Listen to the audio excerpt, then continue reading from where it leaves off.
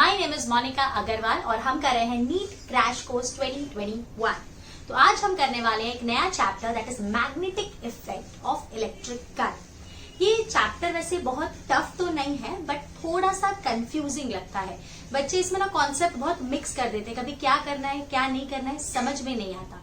तो मैं आपसे रिक्वेस्ट करूंगी आप ये पूरा वीडियो एकदम एंड तक देखना, यानी पूरा आप प्रॉपर रिवीजन देख लेना, उसके बाद आप सम्स ट्राई करना। बिकॉज मैं यहाँ पे आपको बहुत सारी चीजें बताने वाली हूँ जहाँ बच्चे अटकते हैं। तो मैं आपको पहले ही बता दूंगी कि आपको ये गलतियां नहीं करनी है and then you try the MCQs. आप खुद देखेंगे कि आप सारे एमसीक्यूज बहुत इजीली अटेम्प्ट कर पा रहे हैं, आपको कहीं पर भी कोई भी प्रॉब्लम नहीं हो रही है। और बेसिकली मैं ये जो लेक्चर से ज्यादा बड़े नहीं रखती बिकॉज मुझे पता है आपके पास टाइम कम है, तो मैं सारी चीजें कवर कराऊंगी। कुछ भी चीज ऐसा नहीं रहेगा कि आपको कुछ और रेफर करने की जरूरत है। आपने अगर मेरा ये वीडियो पूरा देख लिया मतलब आपका ये चैप्टर का पूरा रिवीजन 100% हो गया है। Now you are ready to start with the MCQs. ठीक है, तो बिना टाइम वेस्ट किए शुरू करते हैं।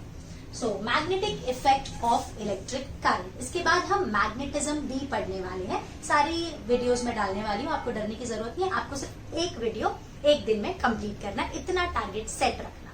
ठीक है, ओके। इससे पहले बेटा हम लोग को एक चीज पता थी कि अगर यह हमने खुद ने भी देखी है कि अगर एक बार मैग्नेट होती है तो वो अपने आजू बाजू में एक मैग्नेटिक फील्ड क्रिएट करती है। आप लोगों ने बचपन में बहुत ही किया होगा, दो मैग्नेट्स देखे होंगे। मैग्नेट्स को जब आप नजदीक लाते हो तब आप देखते हो कि वो रिपेल कर रहे हैं, और जब उसको टर्न करके जब आप नजदीक लेके आते हो तब आप देखते हो कि वो अट्रैक्ट कर रहे हैं। तो ये हमको बेसिक चीजें पता है कि नॉर्थ नॉर्थ रिपेल करते हैं, साउथ साउथ रिपेल करते हैं और नॉर्थ साउथ अट्रैक्ट करते हैं। वह सब तो सब कुछ पता था, लेकिन चेंज कब आया? Basically magnetic effect of electric current है, इसने एक ह्यूज चेंज लाया फिजिक्स में। इनफैक्ट पूरी दुनिया में बहुत बड़ा चेंज लाया। इसके बाद ईएमआई चैप्टर पढ़ोगे उसमें तो और भी, यानी बोल सकते ना पूरी दुनिया को ही हिला के रख दिया, इतनी पावरफुल ये चैप्टर्स है। तो ये सबसे पहले ऑयस्टेड ने देखा था। उन्होंने क्या देखा था बेटा कि कभी भी कोई भी करंट कैरिंग कंडक्टर है तो वो अपने आजू बाजू में मैग्नेटिक फील्ड क्रिएट करता है। कितनी अजीब चीज है। अभी तक हमको क्या पता था कि सिर्फ एक बार मैग्नेट अपने आजू बाजू में मैग्नेटिक फील्ड क्रिएट करती है। अब इन्होंने क्या बताया कि अगर कोई भी वायर समझ लो जिसमें से करंट फ्लो हो रहा है, कोई भी कंडक्टर जिसमें से करंट फ्लो हो रही है वो अपने आजू बाजू में अपने सराउंडिंग में मैग्नेटिक फील्ड क्रिएट करेगी। तो ये उन्होंने हमको सबसे पहले बताया, magnetic field is produced around a current carrying conductor. ठीक है, अब अगर प्रोड्यूस हो रही है तो उसपे बहुत सारी चर्चा चलती है। जब कोई भी चीज हो जाती है, एक बोलते ना एक चिंगारी होती है वहीं से तो फिर आग लगती है, उसी तरह से जब एकदम बेसिक छोटी चीज हमको पता चल गई कि करंट कैरिंग वायर या current carrying conductor magnetic field produce करने की ताकत रखता है, तो उसपे बहुत सारी चर्चा करेंगे कि ये मैग्नेटिक फील्ड कितनी होगी, अगर हम दूर जाएंगे तो मैग्नेटिक फील्ड पे क्या असर पड़ेगा, अलग अलग शेप से मैग्नेटिक फील्ड पे क्या फर्क पड़ेगा, इस पे फोर्स क्या लगने वाले, बहुत सारी हम लोग डिटेल में बात करेंगे एक एक करके। ठीक है, अब सबसे पहले थे बायोट्स और सेवर्ट्स। इन्होंने क्या बताया कि अगर कोई भी करंट कैरिंग कंडक्टर है जिसके बाजू में कोई पॉइंट है P, वहां कितनी मैग्नेटिक फील्ड प्रोड्यूस हो रही है। बेसिकली उन्होंने मैग्नेटिक इंटेंसिटी बताई या मैग्नेटिक फील्ड स्ट्रेंथ, जो भी आप नाम बोल सकते हो। तो उन्होंने बताया, क्या देखना बेटा, ओह ये मेरे को सबमिट किया, चलो कोई बात नहीं। ये करंट कैरिंग वायर दिख रहा है, कुछ सांप जैसे शेप का है बेटा, यानी कोई भी आर्बिट्री शेप का है, कैसे भी शेप का। यहाँ से करंट फ्लो हो रही है, दिस करंट इज I। यहाँ पे एक पॉइंट है P, इस पॉइंट P पे कितनी मैग्नेटिक फील्ड बनेगी। तो उन्होंने सबसे पहले बोला बेटा क्या पे काम करो, ये जो सांप जैसा आपने शेप लिया है इसमें से कोई भी छोटा सा एलिमेंट ले लो। ठीक है, मिस ले लिया। ये मैंने दिखाया बड़ा है बट ये बहुत ही चिंगू सा एकदम छोटू सा एलिमेंट है। So the small element is DL। Okay, क्या मिस इस DL की डायरेक्शन है? बिल्कुल है बेटा। जो करंट का डायरेक्शन होगा वही इस करंट एलिमेंट का डायरेक्शन होगा। इसको क्या बोलते हैं? Current element. तो करंट का डायरेक्शन इस बार ऊपर है तो इस DL का भी डायरेक्शन कुछ इस तरह से होगा, ऊपर की तरफ। अगर करंट का डायरेक्शन नीचे होता तो DL का भी डायरेक्शन नीचे होता। फिर क्या कर रहे हैं मिस? कुछ नहीं बेटा, इस P को और इसको ज्वाइन कर दिया miss. So this distance is called as R। Okay, अब आप देख सकते हो आर कुछ इस तरफ है और डीएल कुछ इस तरफ है, इन दोनों के बीच में कुछ एंगल है, बिल्कुल है मिस, कितना है बेटा, थीटा। अब तेरे पास सारी चीजें आ गई है। अब उन्होंने इसका फॉर्मूला बताया कि छोटे से करंट एलिमेंट ने यहाँ पे छोटू सा मैग्नेटिक फील्ड बनाया एंड दैट छोटू सा magnetic field is dB. That dB is mu naught by 4 pi I dl sin theta by r square. Mu naught by 4 pi is a constant, I is the current, dl is the current element, theta is the angle between dl and r is the distance between the current element and the point. तो यहाँ पे इस छोटे से section की वजह से, मैं पूरे की बात नहीं कर रही अभी बेटा, इस छोटे से एलिमेंट ने इस डीएल एलिमेंट ने यहाँ पे एकदम छोटी सी मैग्नेटिक फील्ड बनाई and that is dB. Clear? Okay miss, क्या ये डीबी वेक्टर क्वांटिटी है? बिल्कुल बेटा, magnetic field intensity is a vector quantity. तो क्या मिस उसका डायरेक्शन आएगा? बिल्कुल आएगा, वो भी बताऊंगी, आराम से सुनना बेटा। उसके बाद इसका यूनिट, पहली चीज तो ये वेक्टर क्वांटिटी है बेटा, this is a vector quantity. Unit क्या होता है इसका? वेबर पर मीटर स्क्वायर या तो फिर tesla, T is for tesla. CGS unit इसका गॉस होता है and 1 tesla is 10⁴ gauss. Okay, आगे बढ़ते हुए in CGS mu naught by 4 pi is 1। यहाँ बच्चे लड़खड़ा जाते हैं, उनको ये चीज याद ही नहीं रहती। मैं आपको पहले बताती हूँ ना, हमेशा के जो मिस्टेक बाकी करते हैं हमें नहीं करनी। अब हम अगली बार से ये गलती कभी नहीं करेंगे। कभी भी आएगा तुम्हारे दिमाग में याद ही आ जाएगा कि मिस ने हमको बोला था, ये गलती हम नहीं कर सकते। सो mu naught by 4 pi is 1 in CGS. In SI unit mu naught by 4 pi is 10⁻⁻⁷। तो म्यू नॉट हो जाएगा 4 पाई इंटू 10⁻⁻⁷, क्योंकि 4 पाई वहां चला गया। सो म्यू नॉट का वैल्यू है 4 पाई इंटू 10⁻⁻⁷। ये उसका यूनिट है। इसके अलावा भी इसके 2-4 यूनिट है। यूनिट एंड डायमेंशन निकालना अब हमको आता है, यानी ये बेसिक चीजें पे हम डिस्कस नहीं कर सकते। म्यू नॉट क्या होता है बेटा? It is the permeability of free space और air. Mu naught is the permeability. आप लोग को याद है अपन ने इलेक्ट्रोस्टैटिक्स चैप्टर में एप्सिलॉन नॉट पढ़ा था, वो परमिटिविटी था। दिस इज परमिएबिलिटी, ठीक है, ऑफ फ्री स्पेस या एयर बोलो, और हम किसी मीडियम में चले जाएंगे तो यही वैल्यू म्यू हो जाती है। ठीक है, ओके। अभी आपने बताया था ये वेक्टर है, तो क्या हम वेक्टर लिख सकते हैं? बिल्कुल लिख सकते हैं बेटा। जो भी चीज वेक्टर होती है उसको आपको वेक्टर वे से भी डिफाइन करने पता होना चाहिए। So d B bar is I mu naught by 4 pi, ये सब ठीक है। D l bar cross r bar by r cube. वैसे क्या कर रहे हो, कुछ समझ नहीं आ रहा बेटा, सुन मेरी बात सुन। एक्चुअली यानी ये इसका वेक्टर फॉर्मूला यही है, डीएल बार क्रॉस आर बार।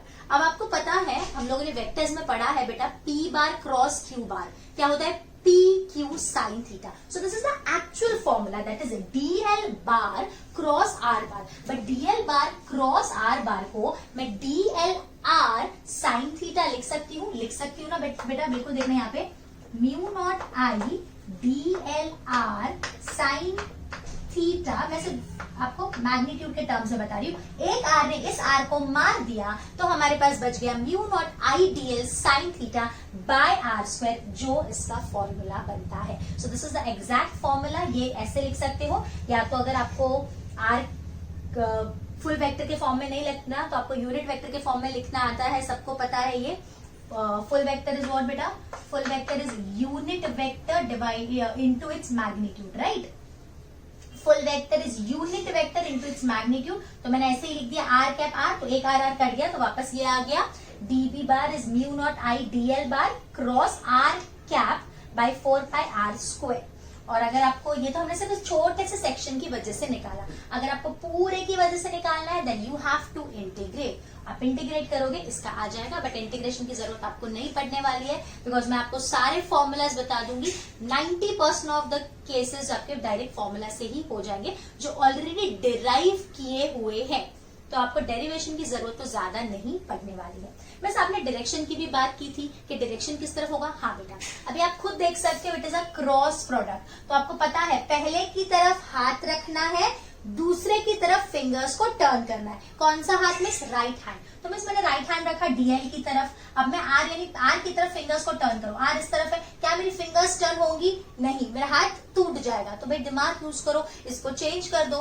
तो मैंने डीएल की तरफ हाथ रखा और आर की तरफ फिंगर्स को टर्न किया, तो मेरा बी किस तरफ आ रहा है? अंदर की तरफ। डीएल की तरफ हाथ रखा, आर की तरफ फिंगर्स को टर्न किया, तो मुझे अंदर की तरफ आ रहा है। इसके अलावा भी मैं और भी आपको डायरेक्शंस बताऊंगी कैसे निकाल सकते हैं। ये एक तरीका हो गया जो नॉर्मल मेथड है। डीएल की तरफ हाथ रखा, आर की तरफ टर्न किया, so the magnetic field created by this wire here is in the inward direction, अंदर की तरफ है। और ये जो बी होगा ये डीएल और आर दोनों को परपेंडिकुलर होगा। This is perpendicular to DL, this is perpendicular to R, and this is perpendicular to the plane containing DL and R. ये सब वेक्टर्स में हम पढ़ चुके हैं, बेसिक चीजें हैं। ये DL को भी परपेंडिकुलर है, R को भी परपेंडिकुलर, और DL और R जिस प्लेन में है उसको भी परपेंडिकुलर है। ये बेसिक चीजें हैं। मैं ज्यादा रश नहीं करना चाहती, बिकॉज मैं चाहती हूँ हर छोटी चीज आप तक पहुंचे, आपको सारी चीजें याद रहे। ये लास्ट मिनट रिवीजन है, ज्यादा घाई भी नहीं करनी, पूरी चीज कवर करनी है। इसके लिए मैं बहुत ज्यादा रश नहीं करी, हर छोटी चीज का ध्यान रखते हुए आपको सब चीज बता रही हूँ। ठीक है, तो एक रिक्वेस्ट करती हूँ, बिना टाइम वेस्ट किए ये सब नोट कर लो। ठीक है बेटा, आगे बढ़ते हुए अभी हम देखने वाले हैं डायरेक्शन ऑफ मैग्नेटिक फील्ड। अभी यहाँ पे आपको एक स्ट्रेट करंट कैरिंग वायर दिख रहा है। अब ये जो स्ट्रेट करंट कैरिंग वायर है, हमको पता है ये अपने आजू बाजू में मैग्नेटिक फील्ड बनाने वाला है, लेकिन उस मैग्नेटिक फील्ड का डायरेक्शन कैसे निकालेंगे? बहुत ज्यादा सिंपल है, राइट हैंड थंब रूल। आपको क्या करना है बेटा, अपने राइट हैंड की जो थंब है वो करंट के डायरेक्शन में रखना है। रख दिया, बस अलाइन कर दिया बेटा। अगर तेरा करंट नीचे जा रहा है तो कोई बात नहीं, हाथ को ऐसा कर देंगे तो करंट का डायरेक्शन डाउनवर्ड हो जाएगा, तो थंब का भी डायरेक्शन डाउनवर्ड। तो आपको क्या करना है, अपने थंब को करंट के डायरेक्शन में अलाइन करें। ध्यान से सुनना, यहाँ और यहाँ कंफ्यूजन हो सकता है, इसके लिए रिक्वेस्ट करी, सुनना बेटा। यहाँ पे मैंने मेरे करंट के डायरेक्शन और थंब के डायरेक्शन को अलाइन कर दिया। मेरे फिंगर्स को टर्न करो, तो फिंगर्स कैसे पॉइंट करें बेटा? ऐसे गोल, ऐसे दिख रहा है, फिंगर्स अंदर की तरफ बता रही है। मतलब यहाँ पे इस तरह से गोल, मतलब सर्कुलर मैग्नेटिक फील्ड बनने वाली है। तो यहाँ से अंदर जाएंगी और यहाँ से ऐसे बाहर आएंगी। देखो ऐसे है ना, करंट की तरह बेटा ऊपर, तो करंट के डायरेक्शन में थंब को रखा, तो यहाँ से अंदर और यहाँ से बाहर। अगर यही चीज उल्टा होता, मतलब अगर करंट नीचे जाती तो कोई बात नहीं, करंट के डायरेक्शन में थंब को करती, अब यहाँ से बाहर आती और यहाँ से अंदर जाती। मतलब यहाँ पे इस तरह से मैग्नेटिक फील्ड बनने वाली है। इस तरफ अंदर की तरफ होंगी और इस तरफ बाहर की तरफ मैग्नेटिक फील्ड होंगी। यहाँ पे क्रॉस डिनोट करता है बेटा इनसाइड, तो यहाँ पे अंदर की तरफ है और यहाँ पे बाहर की तरफ है। अगर यही मैं बता देती हूँ, अगर हमारी करंट नीचे की तरफ होती तो कोई बात नहीं, करंट के डायरेक्शन में मैंने थंब को रखा और मैंने फिंगर्स को ऐसे टर्न किया, तो यहाँ पे भी सर्कुलर बनने वाली है, लेकिन कुछ इस तरह से। और जैसे हम दूर जाते हैं ना बेटा, मैग्नेटिक फील्ड की जो ताकत है वो कम हो जाती है। तो यहाँ पे बाहर की तरफ है, मतलब मैं डॉट से बता रही हूँ, डॉट इज आउटवर्ड। रुक जाओ, दूसरे चौक से लिखना चाहिए, अब थोड़ा सही लगेगा। यहाँ डॉट है आउटवर्ड और यहाँ पे क्रॉस है इनवर्ड। समझ में आ गया दोनों? तो यहाँ पे जब हम करंट के डायरेक्शन में थंब को रख रहे हैं तो यहाँ मैग्नेटिक फील्ड इस तरह से बन रही है, और यहाँ पे जब करंट के डायरेक्शन में थंब को रखा है तो हमको पता चल रहा है मैग्नेटिक फील्ड कुछ इस तरह से बन रही है। तो यहाँ पे हमने करंट के डायरेक्शन में थंब को रखा and fingers give us the direction of the magnetic field. Very good, चलो समझ गया। Next is right hand thumb rule of circular wire. अब इस केस में क्या है बेटा, तेरे जो करंट है ना वो किसी सर्कुलर लूप में, नॉट नेसेसरी सर्कुलर ही हो, कोई भी लूप में अगर है, और जिसमें करंट तेको पता है लूप में दो ही वे से फ्लो हो सकती है, या तो एंटी क्लॉकवाइज डायरेक्शन में फ्लो होगी या तो क्लॉकवाइज डायरेक्शन में फ्लो होगी। तो यहाँ पे हमने पहला एग्जांपल जो लिया है कि current is flowing in anti clockwise direction. इसमें मैग्नेटिक फील्ड निकालने का तरीका इससे उल्टा है। यहाँ पे हम करंट को थंब से रखते थे, यहाँ पे करंट को, यहाँ पे हम करंट के डायरेक्शन को फिंगर से रिप्रेजेंट करते हैं। तो यहाँ पे मैंने बहुत सिंपल बेटा देखना, यहाँ पे करंट के डायरेक्शन में मैंने मेरे फिंगर्स को रखा तो थंब किस तरफ पॉइंट कर रहा है, आउटवर्ड। मतलब यहाँ से ऐसा होगा कि मैग्नेटिक फील्ड ऐसे बाहर निकलेगी और ऐसे गोल घूम के जाएगी। विच समझ नहीं आ रहा, सुन मेरी बात। यहाँ से ऐसे मैग्नेटिक फील्ड बाहर की तरफ निकलेगी और ऐसे अंदर की तरफ जाएगी। अभी समझ में आया? यहाँ से ऐसे बाहर आ रही है और यहाँ से ऐसे अंदर जा रही है। सिमिलरली यहाँ से ऐसे बाहर आ रही है और यहाँ से ऐसे अंदर जा रही है। तो मैग्नेटिक फील्ड ये इमेजिन करो, रुक जाओ, जैसे ये सर्कुलर लूप है, यहाँ पे करंट ऐसे फ्लो हो रही है ना, हाँ ये ऐसे फ्लो हो रही है करंट, राइट। तो यहाँ पे मैग्नेटिक फील्ड का डायरेक्शन किधर है, बाहर, मतलब यहाँ से ऐसे बाहर आ रही है और फिर ऐसे टर्न हो रही है। अब समझ में आ रहा है, यहाँ से ऐसे आई, देख यहाँ से ऐसे और फिर ऐसे टर्न हो गई, यहाँ से ऐसे ये चौक दिख रही है, ऐसे चौक के डायरेक्शन में आई और फिर ऐसे टर्न हो गई, समझा। तो ये हो गया मैग्नेटिक फील्ड का डायरेक्शन, ऐसे बाहर आई और फिर ऐसे चली गई। समझ, डांस जैसा कर, ऐसे बाहर आई और फिर ऐसे चली गई। This is the direction of the magnetic field in this case. Very good. देखो तुम लोग से क्या क्या करना पड़ता है मुझे यहाँ पे तुम लोग को समझाने के लिए, देख रहे हो ना, मैं इतनी मेहनत कर रही हूँ, तुम लोग भी पढ़ाई कर रहे हैं, बस एक ही काम करो, बस अच्छे से पढ़ो। अब यहाँ पे करंट का डायरेक्शन क्लॉकवाइज है, तो करंट का डायरेक्शन क्लॉकवाइज मतलब ये ऐसे अंदर जाएगी और फिर बाहर आएगी, मतलब ये ऐसे। पहले देखो, पहले कैसे हो रहा था, पहले बाहर आ रही थी और ऐसे जा रही थी, अब उल्टा, अब ये ऐसे जाके ऐसे, अब ऐसे ऐसे ऐसे बाहर, समझे ना, ऐसे। पहले दोनों में डिफरेंस समझो। यहाँ पे एंटी क्लॉकवाइज, कुछ टफ नहीं है। एंटी क्लॉकवाइज में तेरे करंट को, फिंगर्स को रखा, बिकॉज यहाँ पे करंट एंटी क्लॉकवाइज डायरेक्शन, तो थंब बाहर की तरफ है ना, तो बाहर आके और फिर ऐसे ऐसे घूमेगी, बहुत इजी है। यहाँ पे क्या हो रहा था, क्लॉकवाइज जा रही थी, तो क्लॉकवाइज जा रही थी बेटा, तो मैंने क्लॉकवाइज रखा, अब अंदर की तरफ जाके और फिर बाहर आ रही है। क्लियर हो गया। तो यहाँ पे मैग्नेटिक फील्ड बाहर आ रही है और ऐसे अंदर जा रही है, और यहाँ पे अंदर जाके फिर ऐसे आ रही है, समझ गए बस। अभी now next is right hand palm rule. ये तो मैं ऑलरेडी आपको बता चुकी हूँ। जैसे इस जगह पे पॉइंट है, तो आप क्या करोगे बेटा, करंट के डायरेक्शन में हाथ को रखा, उस पॉइंट तक गए, 90 डिग्री टर्न कर दिया।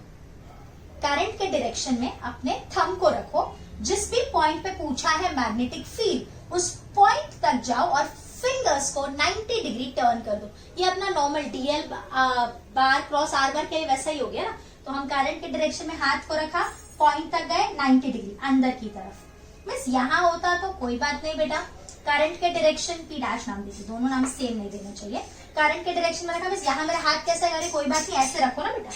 करंट के डायरेक्शन में हाथ को रखा, पॉइंट तक गए, फिंगर्स को 90 डिग्री टर्न बाहर की तरफ, तो भी सेम आता है। यहाँ पे अंदर की तरफ और यहाँ पे बाहर की तरफ, जो कंफर्टेबल लगता है वो यूज करना सम्स में, बट इसकी जरूरत पड़ेगी, वहां पे आपको डांस करना ही पड़ेगा। ये चैप्टर ऐसा ही है, यहाँ पे डायरेक्शन का बहुत बड़ा रोल है। ये चैप्टर आपको डांस करा सकता है एग्जाम हॉल में, समझ गए, और आपको करना ही पड़ेगा भाई। आगे आगे ये सब पढ़ने वाले, ऐसे ऐसे ऐसे सब करने वाले, मजा आएगा, बहुत मजा आएगा। चलो next is Ampere's law. Ampere's law, Gauss law जब आया उसके बाद ही एम्पियर्स लॉ नहीं बोल सकते ना, डिफाइन हुआ या पता चला वैसा। अब यहाँ क्या है, थोड़ा सा गड़बड़ हो गया है, मैंने सब जगह बी बी लिख दिया है। अरे यार, this is not be, this is I. थोड़ा सा ध्यान से लिखा तो आप क्या करते क्या हो। बस मेरी गलती निकाल रहे हो ना तुम लोग कि मिस आपको कुछ आता नहीं है, हो जाता है यार, माफ कर दो। सुनो अब क्या है, line integral of magnetic field around any closed curve is equal to mu naught times the current inside the closed curve. जुप, बाउंस हो गया ना पूरा बाउंस। कुछ नहीं, बहुत ही इजी है। ये जो स्टेटमेंट लिखते हैं ना, कंफ्यूज कर देते हैं। This is line integral B D L is equals to mu naught I enclosed, यही लिखा है। It is a line integral of magnetic field. ये जो है ना पूरा, इसको लाइन इंटीग्रल बोलते हैं। मतलब किसी भी पॉइंट पे अगर आपको मैग्नेटिक फील्ड पूछा है तो आप एक लाइन इंटीग्रल ले लो। लाइन इंटीग्रल मतलब बस पहले बेटा एक लाइन यानी एक लूप जैसा इमेजिन करो, ठीक है। वहां पे जो लूप है उसका एक छोटा सा सेक्शन ले लो डीएल, और बी और डीएल का आप वहां पे एंगल निकालो, मतलब this is B bar dot DL bar का क्लोज्ड इंटीग्रल। इसकी जो वैल्यू होगी ये बिल्कुल आपको कंपेयर कर सकते हो आप गॉस लॉ से।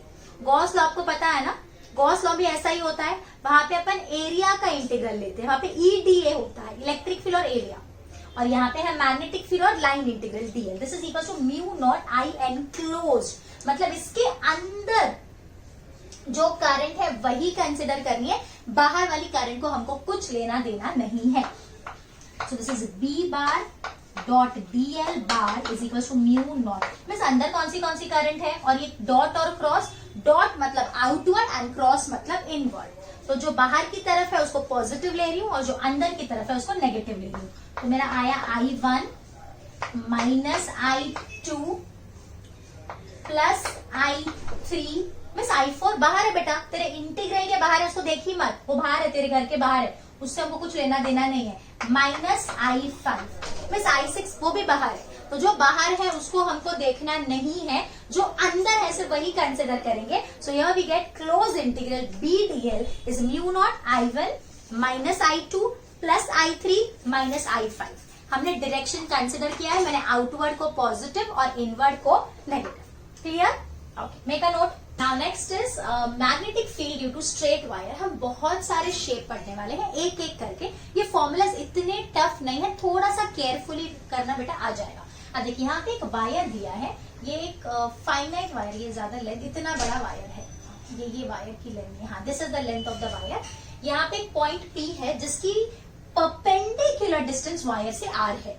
ये जो एंड्स है ना वायर के, ये कुछ एंगल अल्फा और बीटा बना रहे हैं। तो यहाँ पे जो पॉइंट P पे मैग्नेटिक फील्ड बन रही है इस वायर की वजह से, वो निकालने बोला है। हमको कुछ सॉल्व करने की जरूरत नहीं है, हमको डायरेक्ट फॉर्मूला यूज करना है। तो आप लोग को बस एकदम सिंपल से फॉर्मूला याद करना है, उतना तो कर ही सकते हैं हम बेटा। तो B का फॉर्मूला है mu naught by 4 pi I sine alpha plus sine beta. बस इतना इजी, हाँ बेटा ये इतना इजी फॉर्मूला है। Mu naught by 4 pi I is the current and alpha and beta are the angle, so sine alpha plus sine beta. इसका direction हम मेरे बच्चों को बहुत अच्छे से आता है, करंट के डायरेक्शन में हाथ को रखा, पॉइंट तक गए अंदर की तरफ। ओके, नाउ नेक्स्ट, अगर ये पॉइंट P जो है आपको दिख रहा है वायर इधर से, ये येलो वाला मेरा वायर है और पॉइंट P इधर कहीं पे है, तो क्या करना है, तो इस येलो वायर को मैंने ब्लू से एक्सटेंड करते हुए आपको दिखाया है, ये मेरी परपेंडिकुलर डिस्टेंस R हो गई।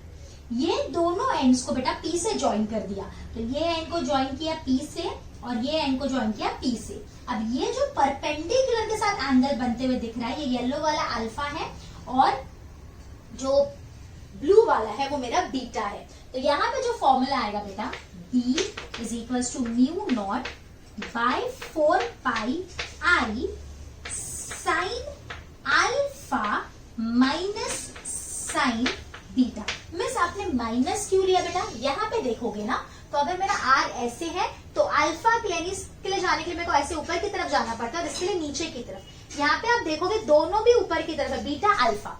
इसके लिए यहाँ पे दोनों पॉजिटिव होते हैं, अगर एक ऊपर और एक नीचे, और अगर दोनों सेम साइड हो तो एक पॉजिटिव और एक नेगेटिव। मिस किसको पॉजिटिव ले बेटा? जो बड़ा वाला एंगल होगा उसको पॉजिटिव ले लेना और जो छोटा वाला एंगल होगा उसको नेगेटिव ले लेना। ठीक है, ओके।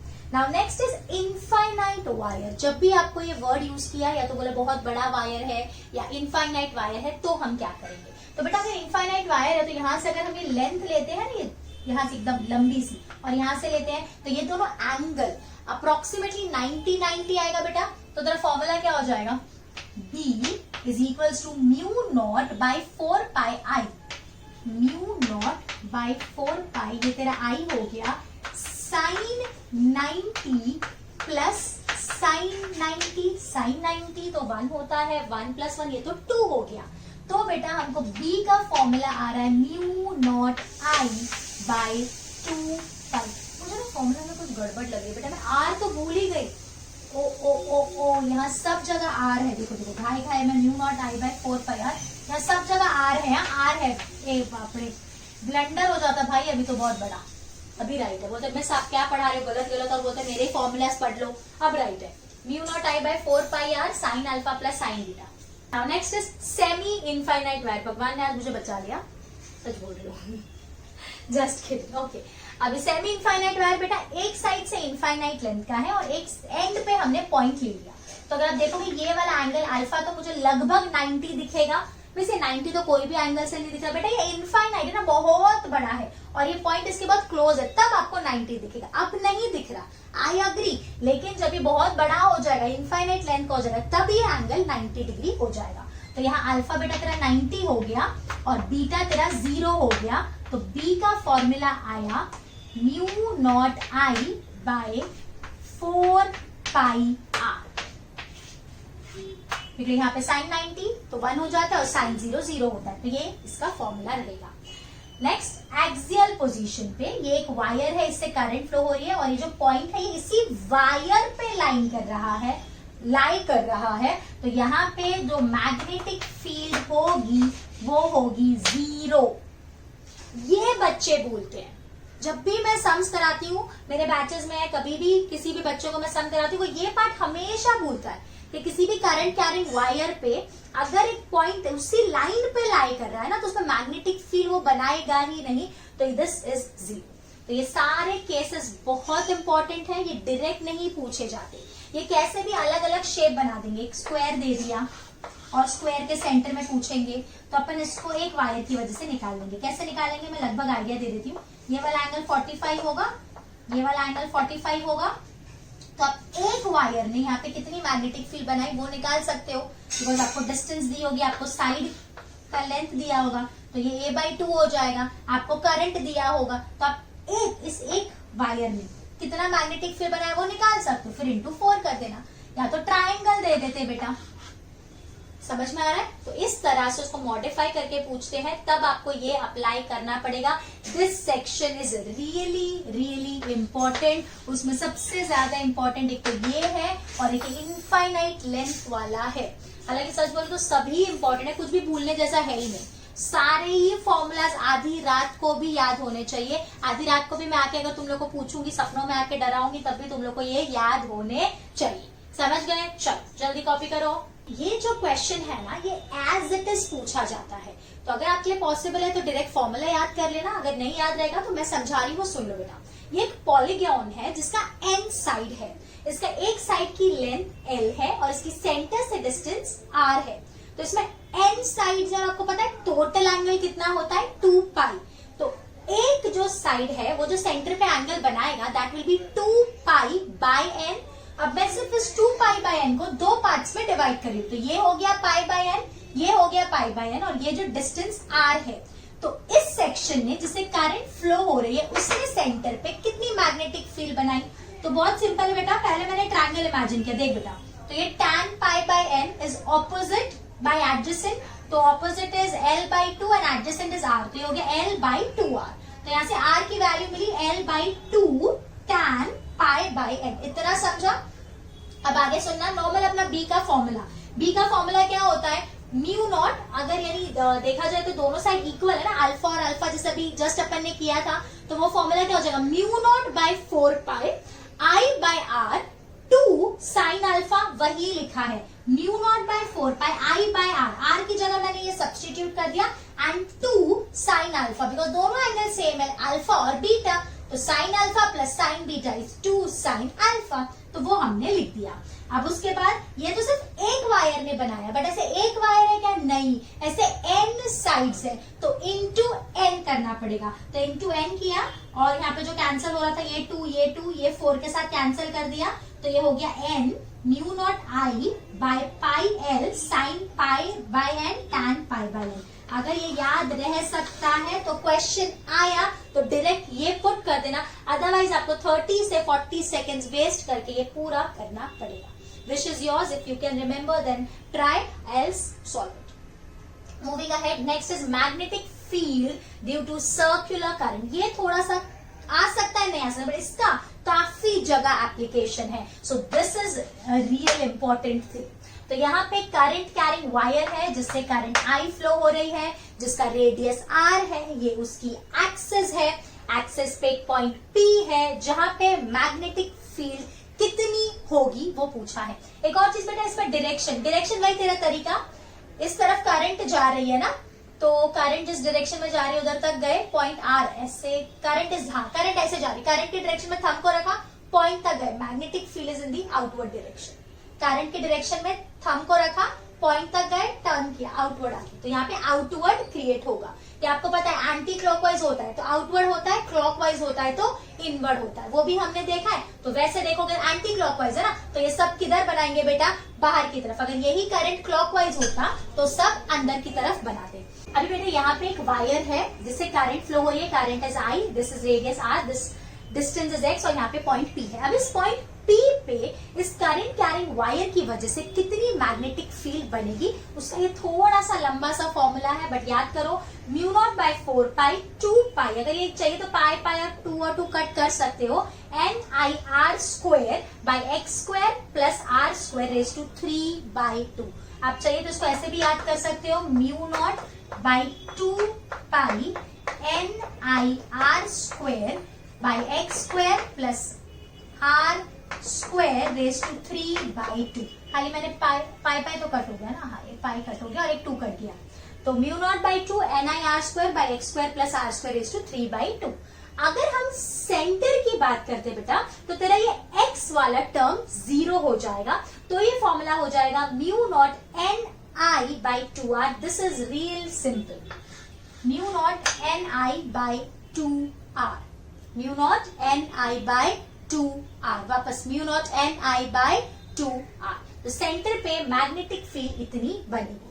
अब बेसिकली किसी भी पॉइंट पे और एक्सिस पे किसी भी पॉइंट होगा तो वहां पे ये बनेगी और ये सेंटर पे बनेगी। अगर हम दोनों का रेशियो ले लें, this is the magnetic field at the centre divided by the magnetic field at any point on the axis, तो उसको अगर आप सॉल्व करोगे तो उसका ये आएगा ratio 1 plus X square by R square raise to 3/2। Direct इस पे क्वेश्चन पूछे जाते हैं, डायरेक्ट।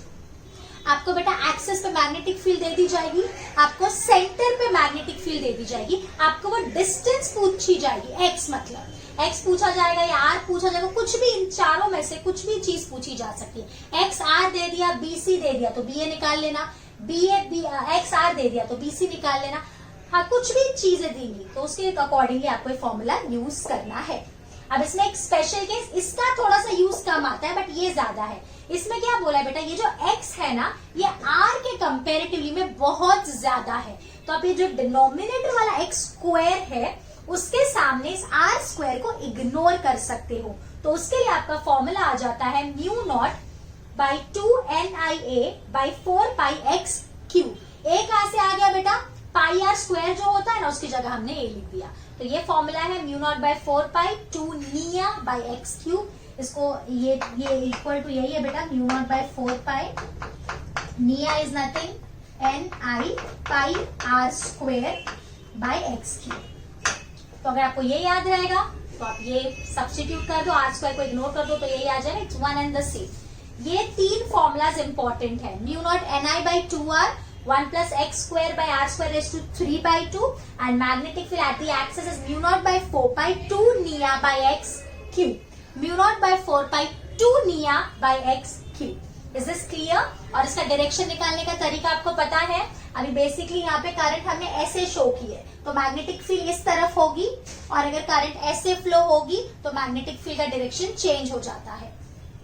जैसे अभी यहाँ पे करंट अगर ऐसे फ्लो है तो पॉइंट P पे मैग्नेटिक फील्ड इस तरफ है, मतलब यहाँ पे मैग्नेटिक फील्ड कुछ इस तरह से बन रही है। समझ में आ रहा है ना, तो आपको करना कैसे है, एक क्लॉकवाइज और एंटी क्लॉकवाइज दोनों तरीका होता है ना, तो this is the anti clockwise. तो एंटी क्लॉकवाइज में मैग्नेटिक फील्ड ऐसे जाती है और क्लॉकवाइज में मैग्नेटिक फील्ड ऐसे जाती है। इसको मैंने स्टार्टिंग में आपको बताया था, उसी तरह से यहाँ पे डायरेक्शन निकालते हैं। चलिए कॉपी कर लो। अभी हम कुछ सर्कुलर आर्क से सर्कुलर शेप्स की बात कर रहे हैं बेटा। सबसे पहले यहाँ पे एक आर्क आपको दिख रहा है जिससे करंट I फ्लो हो रही है, उसके सेंटर पे जो एंगल सबटेंड कर रहा है, जो arc, this angle is theta, तो इसने कितनी मैग्नेटिक फील्ड बनाई। डायरेक्शन निकालने का तरीका वही, करंट के डायरेक्शन में आपको अपने फिंगर्स रखना है, सो थंब आपको बताएगा, so your thumb is pointing inwards, तो यहाँ पे अंदर की तरफ मैग्नेटिक फील्ड बनेगी। उसका magnitude mu naught by 4 pi theta I by are. अब ये जो भी थीटा होगा बेटा, अगर ये सेमी सर्कल होगा तो ये थीटा पाई हो जाएगा, अगर ये क्वार्टर सर्कल होगा तो ये थीटा पाई बाई 2 हो जाएगा। उसको वापस मैंने आपको बताया नहीं, आप बस ये फॉर्मूला याद रख लो, mu naught by 4 pi theta I by are. अब यही अगर पूरा सर्कल होगा तो थीटा की जगह बेटा 2 पाई आएगा, पाई पाई और एक 2 कट गया, तो फॉर्मूला मिला B is equal to mu naught I by 2R। अगर इसमें n टर्न्स होंगे तो आप n से मल्टीप्लाई कर देना, so mu naught NI mu N I by 2R। ठीक है, ओके। अब यहाँ पे आप देख सकते हो बेटा 2 वायर्स है, एक दो से करंट फ्लो हो रही है, दोनों का रेडियस अलग अलग है, इसका रेडियस R1 है, इसका रेडियस R2 है। यहाँ से करंट I1 और I2 फ्लो हो रही है, दोनों करंट का डायरेक्शन सेम है, तो इसकी वजह से जो अंदर वाले वायर ने मैग्नेटिक फील्ड बनाई वो अंदर की तरफ थी और बाहर वाले ने भी अंदर की तरफ ही बनाई, तो इसके लिए दोनों ऐड हो गए। μ0/2 कॉमन निकाल लिया, I1/R1 प्लस I2/R2। अगर इसमें n टर्न्स है तो आप इंटू n कर देना। अगर दोनों में टर्न्स अलग अलग हैं तो यहाँ N1 I1 और यहाँ N2 I2 ऐसा आ जाएगा। बस ये तो करंट सेम की बात हो गई। अगर करंट ऑपोजिट हुआ तो क्या करेंगे? कुछ नहीं बेटा, सबट्रैक्ट करेंगे। जैसे अंदर वाले ने मैग्नेटिक फील्ड अंदर की तरफ बनाई और बाहर वाले ने मैग्नेटिक फील्ड बाहर की तरफ बनाई, तो आप सबट्रैक्ट कर दो because it is a vector quantity. Means किसका ज्यादा होगा? ऑब्वियसली बेटा जिसका रेडियस छोटा है वो मैग्नेटिक फील्ड ज्यादा बनाता है, because magnetic field is inversely proportional to radius. तो अंदर वाले का रेडियस कम है तो उसकी मैग्नेटिक फील्ड ज्यादा होगी। तो μ0/2 I1/R1 माइनस I2/R2। अगर बेटा N1 और N2 टर्न्स दिए हैं तो N1 I1/R1 minus N2 I2/R2। इतना समझा? अब यहाँ पे दो लूप्स एक दूसरे को परपेंडिकुलर रखे, मतलब एक लूप ऐसे रखा है और दूसरा लूप ऐसे रखा है। समझ में आया? यानी ये ऐसे इस तरह से, ये दो लूप्स है ऐसे, ये एक लूप ऐसे है और एक लूप उसको परपेंडिकुलर है। तो ऑब्वियसली जो मैग्नेटिक फील्ड बनेगी वो भी परपेंडिकुलर ही होगी। जैसे इसने जो मैग्नेटिक फील्ड बनाई वो ऊपर की तरफ और इसने जो मैग्नेटिक फील्ड बनाई वो बाहर की तरफ। समझ में आया? ये एक ऐसा लूप है। तो इस लूप में अगर करंट ऐसे फ्लो हो रही है तो इसने मैग्नेटिक फील्ड ऊपर की तरफ बनाई और ये वाला जो लूप है इसने जो मैग्नेटिक फील्ड बनाई वो बाहर की तरफ बनाई। तो एक ऊपर और एक बाहर, तो एंगल 90 डिग्री आ गया।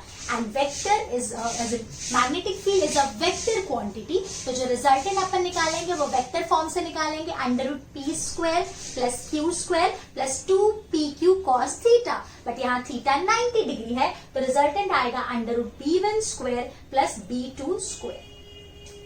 जरूरी नहीं है ना बेटा कि दोनों 90 डिग्री पे ही हो। अगर ये दोनों सर्कुलर लूप्स कुछ थीटा एंगल पे हैं तो इन दोनों की वजह से जो मैग्नेटिक फील्ड बनेगी उन दोनों के बीच में भी एंगल थीटा ही होगा। वापस सुनना, ये दोनों लूप्स के बीच में जो एंगल है वो थीटा है। इसकी वजह से इन दोनों मैग्नेटिक फील्ड की वजह से इन दोनों सर्कुलर लूप की वजह से जो मैग्नेटिक फील्ड बनेगी उसमें भी एंगल थीटा ही होगा। तो अपन वेक्टर से सॉल्व करेंगे, √b1² plus b2² plus 2b1b2 cos theta, तो आपका रिजल्टेंट आ जाएगा। ये आने का चांसेस थोड़ा सा कम है बट सब चीज अपन कवर कर रहे हैं। ओके, ये एक इंपॉर्टेंट चीज है। वापस ये भी एज इट इज पूछ लेते हैं। बेटा एक सर्कुलर वायर दिख रहा है आपको, इसमें यहाँ से इन है और यहाँ से आउट है। तो बेसिकली यहाँ से करंट फ्लो के यहाँ से I2 जा रही है और यहाँ से I1 फ्लो होते हुए इस तरह से बाहर निकल रही है। तो यहाँ से I1 और यहाँ से I2। अब बेटा इसने जो मैग्नेटिक फील्ड बनाई ऊपर वाले ने वो किधर बनाई? अंदर की तरफ। और नीचे वाले ने जो बनाई वो किधर बनाई? बाहर की तरफ। तो इन दोनों ने जो मैग्नेटिक फील्ड बनाई वो एक दूसरे को कैंसिल कर देगी और इसकी वजह से यहाँ के सेंटर पे नेट मैग्नेटिक फील्ड 0 होगी। यहाँ कुछ भी नहीं आएगी। देखो ऊपर ने किधर बनाई? करंट जिस डायरेक्शन में फ्लो हो रहा है उस डायरेक्शन में फिंगर्स को रखा, सो थंब इज पॉइंटिंग इनवर्ड्स, और नीचे करंट ऐसे जा रहा है उसकी वजह से थंब इज आउटवर्ड। तो दोनों एक दूसरे को कैंसिल करेंगे, मैग्नीट्यूड बिल्कुल सेम आता है। So net magnetic field is 0, वो मैंने यहाँ लिखा है। अब बेटा यहाँ पे आपको देख सकते हो पोटेंशियल डिफरेंस दोनों जगह सेम होगा। सो करंट इंटू रेजिस्टेंस, मतलब I1R1 प्लस I2R2। रेजिस्टेंस क्या होता है बेटा? ρL/A। तो रो मैंने लिखा, लेंथ को अपन R θ1 लिख सकते हैं, वो लिख दिया। ये बेसिक आपको पता है, theta is arc by radius. So arc, this arc length is R into θ1 by A। A is the cross section area. Similarly I2 ρR θ2/A, ρRA cut गया, so I1 θ1 is I2 θ2।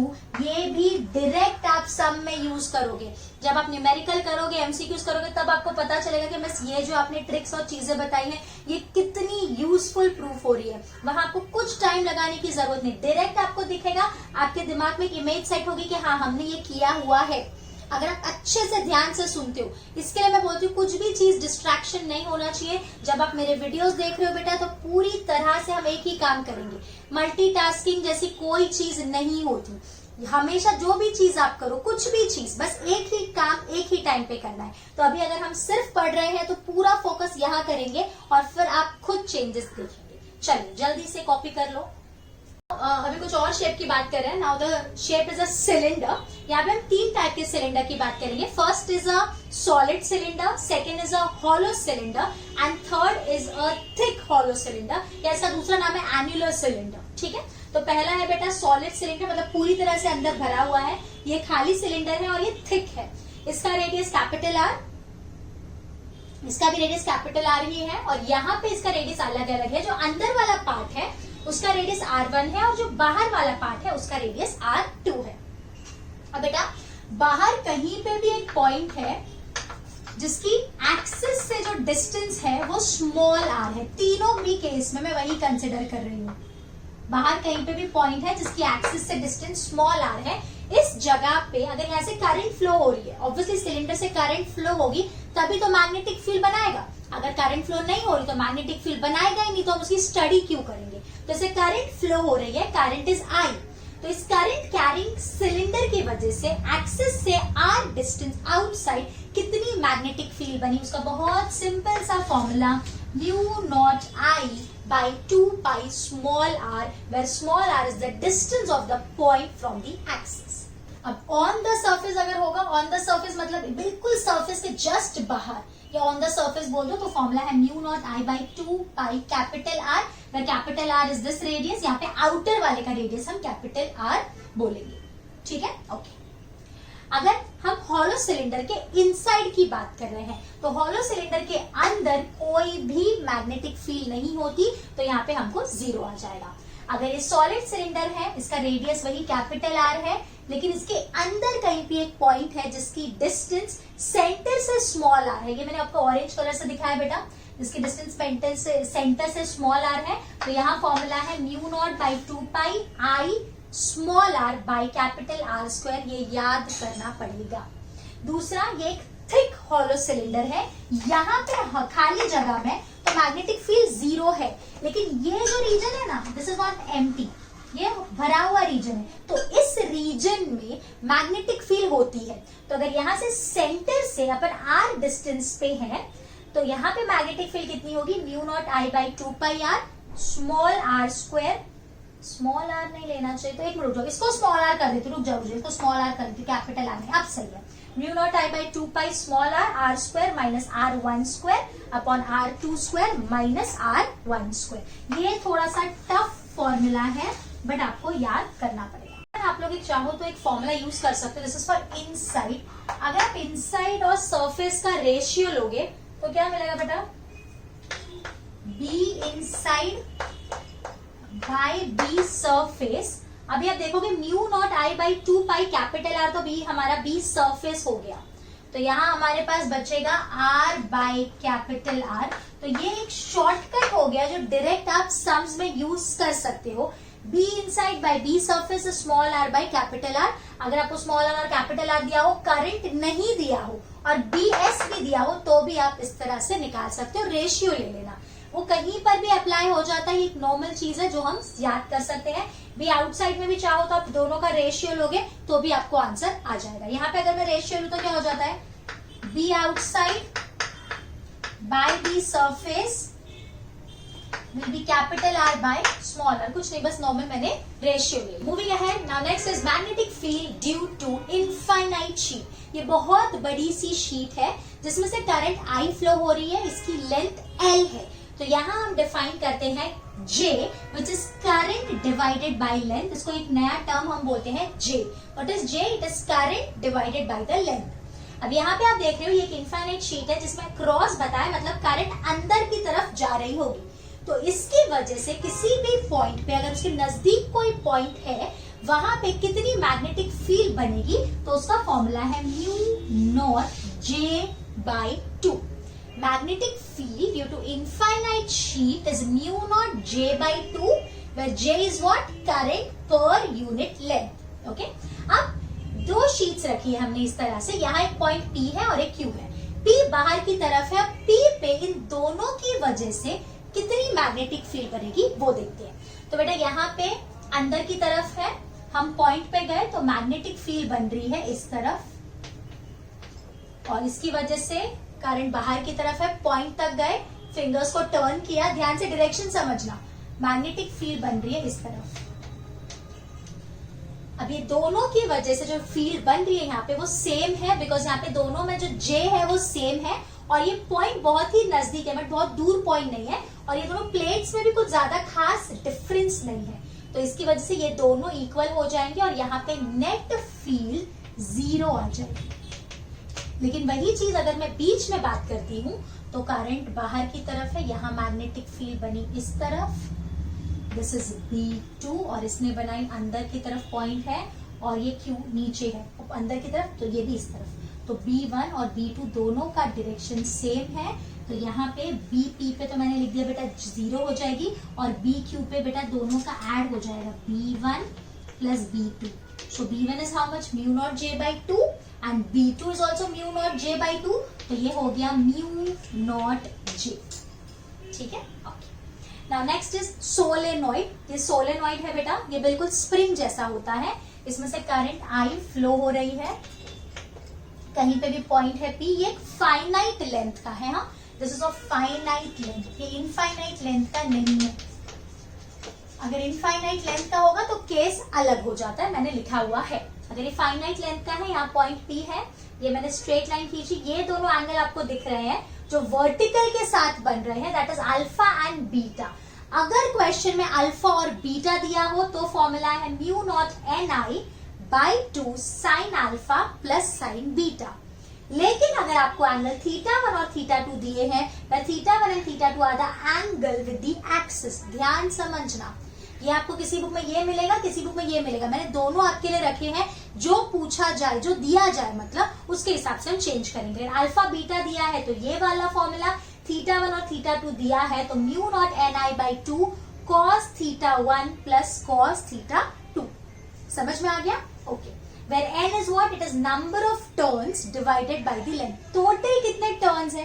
Capital N, और total length कितनी है? Capital N, so small n is total number of turns divided by total length. Next infinite length का होगा बेटा, तो आप देख सकते हो ये जो अल्फा और बीटा है, ये एंगल 90 हो जाएगा, तो sine 90 plus sine 90 is 1 plus 1 2, 2 cut होके म्यू नॉट Ni आ जाएगा। अगर यही पॉइंट किसी एक एंड पे चला गया तो अल्फा 90 हो जाएगा और बीटा 0 हो जाएगा, तो ये फॉर्मूला आ जाता है mu naught Ni by 2। So this is for finite length, this is infinite length, in between यानी बीच में कहीं पे भी है तो ये वाला पॉइंट, ये वाला फॉर्मूला लिखेंगे म्यू नॉट Ni म्यूनी, एंड अगर एंड पे है, एंड पे, तो mu naught Ni by 2, म्यूनी by 2। Clear? चलिए कॉपी करिए।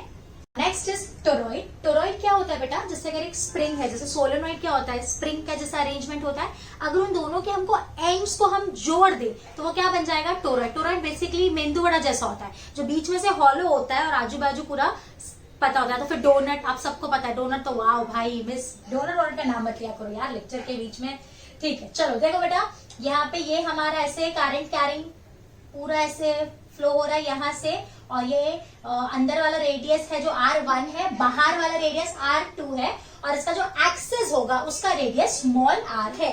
तो आपको सवाल आ सकता है कि इसके सेंटर पे मतलब एक्सिस पे मैग्नेटिक फील्ड कितनी होगी, तो उसका फॉर्मूला है mu naught Ni, where n is total number of turns divided by total length. तो ऑब्वियसली बात है इसकी जो टोटल लेंथ होगी वो सर्कमफेरेंस के बराबर होगी 2 pi small r। Small r निकालने का तरीका normal average R1 plus R2 by 2, तो यहाँ इसका ये फॉर्मूला है, ठीक है। बिल्कुल सोलेनॉइड का इनफाइनाइट लेंथ वाला ना सेम वही है, लेकिन वहां n था number of turns, that is n by capital L, और यहाँ पे है n बाई 2 पाई r, ठीक। ओके, हेल्महोल्ट्ज कॉइल ये एज इट इज पूछ लेते हैं, बहुत रेयर चांसेस है, बट इन केस आ गया तो आप बोलोगे मिस आपने तो बताया नहीं था, तो ऐसे ये भी रख लिया है मैंने। यहाँ पे करंट फ्लो हो रही है, दोनों का डायरेक्शन, करंट का डायरेक्शन अगर सेम होगा तो ही हम इसको हेल्महोल्ट्ज कॉइल बोलेंगे, वरना हम नहीं बोलेंगे। करंट का डायरेक्शन सेम, दोनों का रेडियस सेम, और दोनों के सेंटर्स के बीच का जो डिस्टेंस है वो भी रेडियस के बराबर होगा। जैसे ये A है, ये भी ए है और जो सेंटर्स के बीच का डिस्टेंस है वो भी ए है। बस लग तो रहा नहीं है बेटा, थोड़ा सा डायग्राम है, मैंने थोड़ा सा ड्रॉ कर दिया, तो समझ लो आप लोग, समझदार तो वही इतने। और करंट कैसा होगा, सेम। तो इसके सेंटर पे जो मैग्नेटिक फील्ड है उसका फॉर्मूला है 8/5√5 mu naught NI/A, where N is nothing but the number of turns, जो दोनों में सेम है, करंट दोनों में सेम है, which is 1.432 Bmax। Bmax is nothing but it is mu not NI/2A। ये पूछेंगे तो खाली फॉर्मूला पूछेंगे, बाकी इससे और कुछ ज्यादा आने का चांसेस नहीं। चलिए करिए, लिख लीजिए। तो भी हम देख रहे थे कि अलग अलग शेप ने अपने आसपास मैग्नेटिक फील्ड कितनी बनाई, हम सारी चर्चा उसके बारे में कर रहे थे। अब थोड़ा सा केस अलग है। अब यहाँ क्या बोल रहे हैं कि ऑलरेडी मैग्नेटिक फील्ड है और अगर हम उसमें कोई चार्ज को रख दे तो उस चार्ज पे क्या फोर्स लगेगा, लगेगा नहीं लगेगा, कितना लगेगा, डायरेक्शन क्या होगा, वो सारी चीजें हम देखने वाले हैं। ऑलरेडी एक मैग्नेटिक फील्ड है जिसमें हमने चार्ज को रखा हुआ है। अब देखना बेटा, force on a charge particle in magnetic field. अब यहाँ पे आप देख सकते हो कि अंदर की तरफ क्रॉस बताता है कि magnetic field is in inward direction. अगर यहाँ पे एक चार्ज Q है जिसका मास m है और वो v वेलोसिटी से चल रहा है, तो उस पर जो फोर्स लगेगा that is Q v bar cross b bar, या मैग्नीट्यूड के फॉर्म में देखा जाए that is b q v sine theta. Charge constant है ना, इसलिए उसको अपन ने बाहर रखा है और ये बचा v bar cross b bar, या तो फिर b q v sine theta, where theta is the angle between b and v। और ये जो फोर्स होगा बेटा, जैसा आपको पता चल रहा है, ये v को भी परपेंडिकुलर होगा, ये b को भी परपेंडिकुलर होगा, और v और b जिस प्लेन में लाई करते हैं ये उस प्लेन को भी परपेंडिकुलर होगा हमेशा। This force is perpendicular to v। ये मैग्नेटिक फोर्स कभी भी पैरेलल या कोई एंगल पे होगा ही नहीं। वेलोसिटी को परपेंडिकुलर, b को भी परपेंडिकुलर, और v और b जिस प्लेन में लाई कर रहे हैं उसको भी परपेंडिकुलर। अभी एक बहुत इंपॉर्टेंट चीज हम पढ़ने वाले, सुनना बेटा।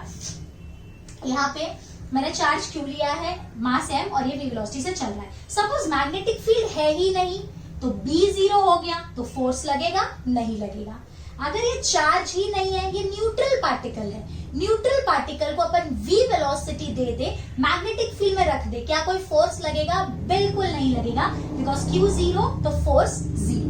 अगर ये चार्ज बैठा हुआ है, हिल ही नहीं रहा है, चार्ज है मैग्नेटिक फील्ड में रखा है लेकिन रेस्ट पे है, तो क्या ये इस पे फोर्स लगेगा?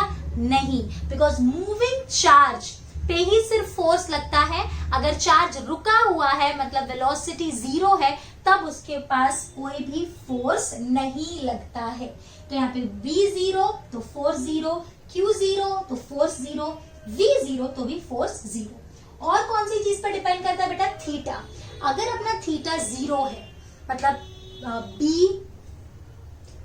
बेसिकली b और v के बीच का एंगल की बात कर रहे हैं हम, अगर b और v दोनों का डायरेक्शन सेम है तो भी फोर्स नहीं लगेगा। और अगर b और v दोनों एंटी पैरेलल है, मतलब थीटा 180 डिग्री है, तो भी फोर्स नहीं लगेगा। तो ये सारी कंडीशन है फॉर नो फोर्स या 0 फोर्स। तो इन केसेस में इस चार्ज पार्टिकल पे कोई भी फोर्स नहीं लगेगा। अब जैसे पहला हम देखते हैं कि यहाँ पे मैग्नेटिक फील्ड टूवर्ड्स राइट है और चार्ज पार्टिकल को भी वेलोसिटी हमने उसी तरफ दी, तो बेटा कोई फोर्स लगेगा नहीं लगेगा। ये जैसे आ रहा था शांति से वैसे उसी स्पीड से जाते जाएगा, ना इसका डायरेक्शन चेंज होगा, ना मैग्नीट्यूड चेंज होगा, कुछ नहीं चेंज होगा, बस ये उसी स्पीड से आगे जाता जाएगा। अगर हमने ऑपोजिट दिया मतलब एंटी पैरेलल, मतलब velocity is opposite to b और थीटा इज 180, बेटा थीटा 180 है तो भी कोई फोर्स नहीं लगेगा। तो ये इस तरफ जा रहा था तो इस तरफ से शांति से जाते जाएगा। ओके, एक और बात करते हैं बेटा, अगर थीटा 90 होगा तो क्या होगा बेटा? तो ये फोर्स हो जाता है maximum, and that is equal to PQV। If theta is 90 degree, sine 90 की मैक्सिमम वैल्यू होती है 1, और तब हमारा फोर्स हो जाएगा BQV। ये वही केस मैं आपके साथ डिस्कस करने जा रही हूं। यहाँ पे बेटा आप देख सकते हो जो मैग्नेटिक फील्ड है वो आउटवर्ड डायरेक्शन में है, बाहर की तरफ है। एक चार्ज Q है जो ऊपर की तरफ जा रहा है। तो अगर हम देखें तो मैग्नेटिक फील्ड और वेलोसिटी के बीच में एंगल 90 डिग्री है। तो यहाँ पे अगर थीटा 90 हो गया तो ये जो फोर्स है ये भी मैक्सिमम हो जाएगा and this will be equals to B Q V sine 90 लिख देती हूँ और साइन 91 होता है तो इसकी वजह से मुझे ये फोर्स आ रहा है बी क्यू वी। इतना समझा? और ये फोर्स वेलोसिटी को भी परपेंडिकुलर होगा, मैग्नेटिक फील्ड को भी परपेंडिकुलर होगा। ओके, बस आपने ये तो मैग्नीट्यूड की बात की, अब थोड़ा बहुत डायरेक्शन के बारे में बताओ। बेटा ध्यान से डायरेक्शन सुनना, डायरेक्शन यहाँ पे बहुत कंफ्यूजिंग होता है। यहाँ पे मैं आपको ये मेरा लेफ्ट हैंड दिख रहा है, ये लेफ्ट हैंड की मेरी 3 फिंगर्स हैं। This is my index finger, this is my middle finger and this is my thumb. मैंने तीनों को कुछ ऐसे अलाइन किया है। ये जो इंडेक्स फिंगर है ये मुझे बी देगी, दैट इज मैग्नेटिक फील्ड का डायरेक्शन। ये जो होता है ये हमको वेलोसिटी का डायरेक्शन बताता है और ये हमको फोर्स बताता है। अब ध्यान से सुनना, पहले मैं यहाँ बता रही हूँ। यहाँ पे भी अगर आप देखोगे तो मैग्नेटिक फील्ड अंदर की तरफ है, वेलोसिटी इस तरफ है, तो दोनों में एंगल 90 डिग्री ही है। समझ गया? तो मैग्नेटिक फील्ड सबसे पहले बी को अरेंज करना है, मैग्नेटिक फील्ड के डायरेक्शन को अंदर की तरफ, वेलोसिटी इज टूवर्ड्स राइट। तो क्या होगा बेटा, इस पे फोर्स लगेगा ऊपर की तरफ। मतलब अगर ये ऐसे जा रहा है तो इस पे ऐसे फोर्स लगेगा और ऐसे फोर्स लगने की वजह से ये कुछ इस तरह से गोल गोल घूमेगा। यहाँ पे सब जगह मैग्नेटिक फील्ड है और ये कुछ इस तरह से गोल घूमेगा। तो यहाँ पे ये करेगा सर्कुलर मोशन, ठीक है, और यहाँ पे कांस्टेंट स्पीड से करेगा, इसका स्पीड चेंज नहीं होगी। क्यों स्पीड चेंज नहीं हो रही? बिकॉज बेटा वेलोसिटी और फोर्स के बीच में हमेशा एंगल 90 डिग्री है और अगर एंगल 90 डिग्री है तो फोर्स कभी भी उसके मैग्नीट्यूड को छू ही नहीं सकता, वो सिर्फ और सिर्फ उसके डायरेक्शन को चेंज करेगा। नोट लिखो, ये अभी का अभी लिखो, जो बुक पेन निकालो फटाफट। मुझे पता है आराम से बैठ के कथा जैसा सुन रहे हो तुम लोग, बट बुक पेन निकालो, ये नोट करो। ये फोर्स जो है मैग्नेटिक फोर्स, ये कभी भी वेलोसिटी के स्पीड के मैग्नीट्यूड को, वेलोसिटी के स्पीड का मैग्नीट्यूड बोलो या स्पीड बोलो या वेलोसिटी का मैग्नीट्यूड, वो ज्यादा बेटर है। तो ये वेलोसिटी के मैग्नीट्यूड या स्पीड को टच भी नहीं कर सकता, ये सिर्फ और सिर्फ उसके डायरेक्शन के साथ खेल करता है, मतलब उसके डायरेक्शन को चेंज करता है, उसके मैग्नीट्यूड को कभी नहीं छू सकता। Because this force is always perpendicular to velocity, always perpendicular to magnetic field. थोड़ा बहुत फील आया, समझ में आ रहा है? गुड। अब यहाँ पे देखना, यहाँ पे मैग्नेटिक फील्ड बाहर की तरफ है, पहले मैग्नेटिक फील्ड को अलाइन किया, वेलोसिटी ऊपर की तरफ है, वेलोसिटी ऊपर की तरफ अलाइन की तो फोर्स इस तरफ लग रहा है, तो यहाँ पे ये फोर्स इस तरह लगेगा और ये इस तरह से सर्कुलर मोशन करेगा। हर जगह किसी भी जगह पूछ लो, इसकी स्पीड वही रहेगी। क्यों स्पीड वही है? Because the force is perpendicular. हर जगह ये जो फोर्स है यहाँ पे परपेंडिकुलर है, यहाँ परपेंडिकुलर है, यहाँ परपेंडिकुलर है, यहाँ परपेंडिकुलर, तो फोर्स इज परपेंडिकुलर। तो परपेंडिकुलर फोर्स कभी भी वेलोसिटी के मैग्नीट्यूड को नहीं छू सकता, तो ये फोर्स सिर्फ और सिर्फ इसके डायरेक्शन को चेंज करेगा और यहाँ ये हमारा चार्ज पार्टिकल इसमें गोल गोल गोल गोल घूमता रहेगा। समझ में आया? तो अगर एक चार्ज पार्टिकल रेस्ट पे है तो क्या उस पे फोर्स लग सकता है? नहीं लग सकता। क्या अगर एक पार्टिकल के पास चार्ज ही नहीं है तो क्या उस पे फोर्स लग सकता है? नहीं लग सकता। अगर चार्ज पार्टिकल है, चल रहा है, लेकिन मैग्नेटिक फील्ड ही नहीं है तो फोर्स लगेगा? नहीं लगेगा। इंपॉर्टेंट है, इसके लिए बार बार रिपीट कर रही हूँ, बच्चे गलती करते हैं इसमें। अगर थीटा 0 या 180 है तो फोर्स लगेगा? बिल्कुल नहीं लगेगा। पार्टिकल जैसे था वैसे ही जाएगा, ना डायरेक्शन चेंज होगा ना मैग्नीट्यूड चेंज होगा। अगर थीटा 90 डिग्री है तो क्या होगा? तब फोर्स हमारा मैक्सिमम होगा, दैट इज BQV, और तब हमारा पार्टिकल सर्कुलर मोशन करेगा जिसकी स्पीड कांस्टेंट होगी। तो आइडियली बोलना चाहिए ये UCM करेगा। ठीक है, अब इसके ऊपर थोड़ी सी डिटेल में और बात करूंगी। इसका रेडियस कितना होगा, इसके पास एनर्जी कितनी होगी, बहुत सारी चीजें भी और डिस्कस करना बाकी है। इसको एक सर्कल करने के लिए कितना टाइम लगेगा, ये सारे डिस्कशन में लूंगी, साइक्लोट्रॉन में लेती हूँ, तभी मैं आपको कवर करवा दूंगी। ठीक है, इतना पूरा क्लियर हो गया? बहुत इंपॉर्टेंट था, ध्यान से सुनना था, बिकॉज सारे आगे की चीजें हैं वो इससे इंटर रिलेटेड होंगी। तो एक भी चीज अगर नहीं समझ में या स्किप हो गई तो फिर आगे हमको प्रॉब्लम हो जाएगी। ठीक है, बस आपने इतना तो बता दिया कि थीटा 0, 180 या 90 होगा तो क्या क्या होने वाला है। लेकिन जरूरी नहीं है ना थीटा 0, 180, 90 हो, थीटा 30 है, 60 है, 45 है, तब क्या होगा वो अभी अपन केस लेते हैं। पहले आप ये कॉपी कर लीजिए। ओके, तो बेटा मैंने आपको बोला था कि अगर थीटा 0 होगा तो कोई भी फोर्स नहीं लगेगा, अगर थीटा 180 होगा तो भी कोई भी फोर्स नहीं लगेगा, अगर थीटा 90 होगा तो हमारा फोर्स मैक्सिमम होगा, जिसकी वजह से हमारा पार्टिकल सर्कुलर मोशन करेगा।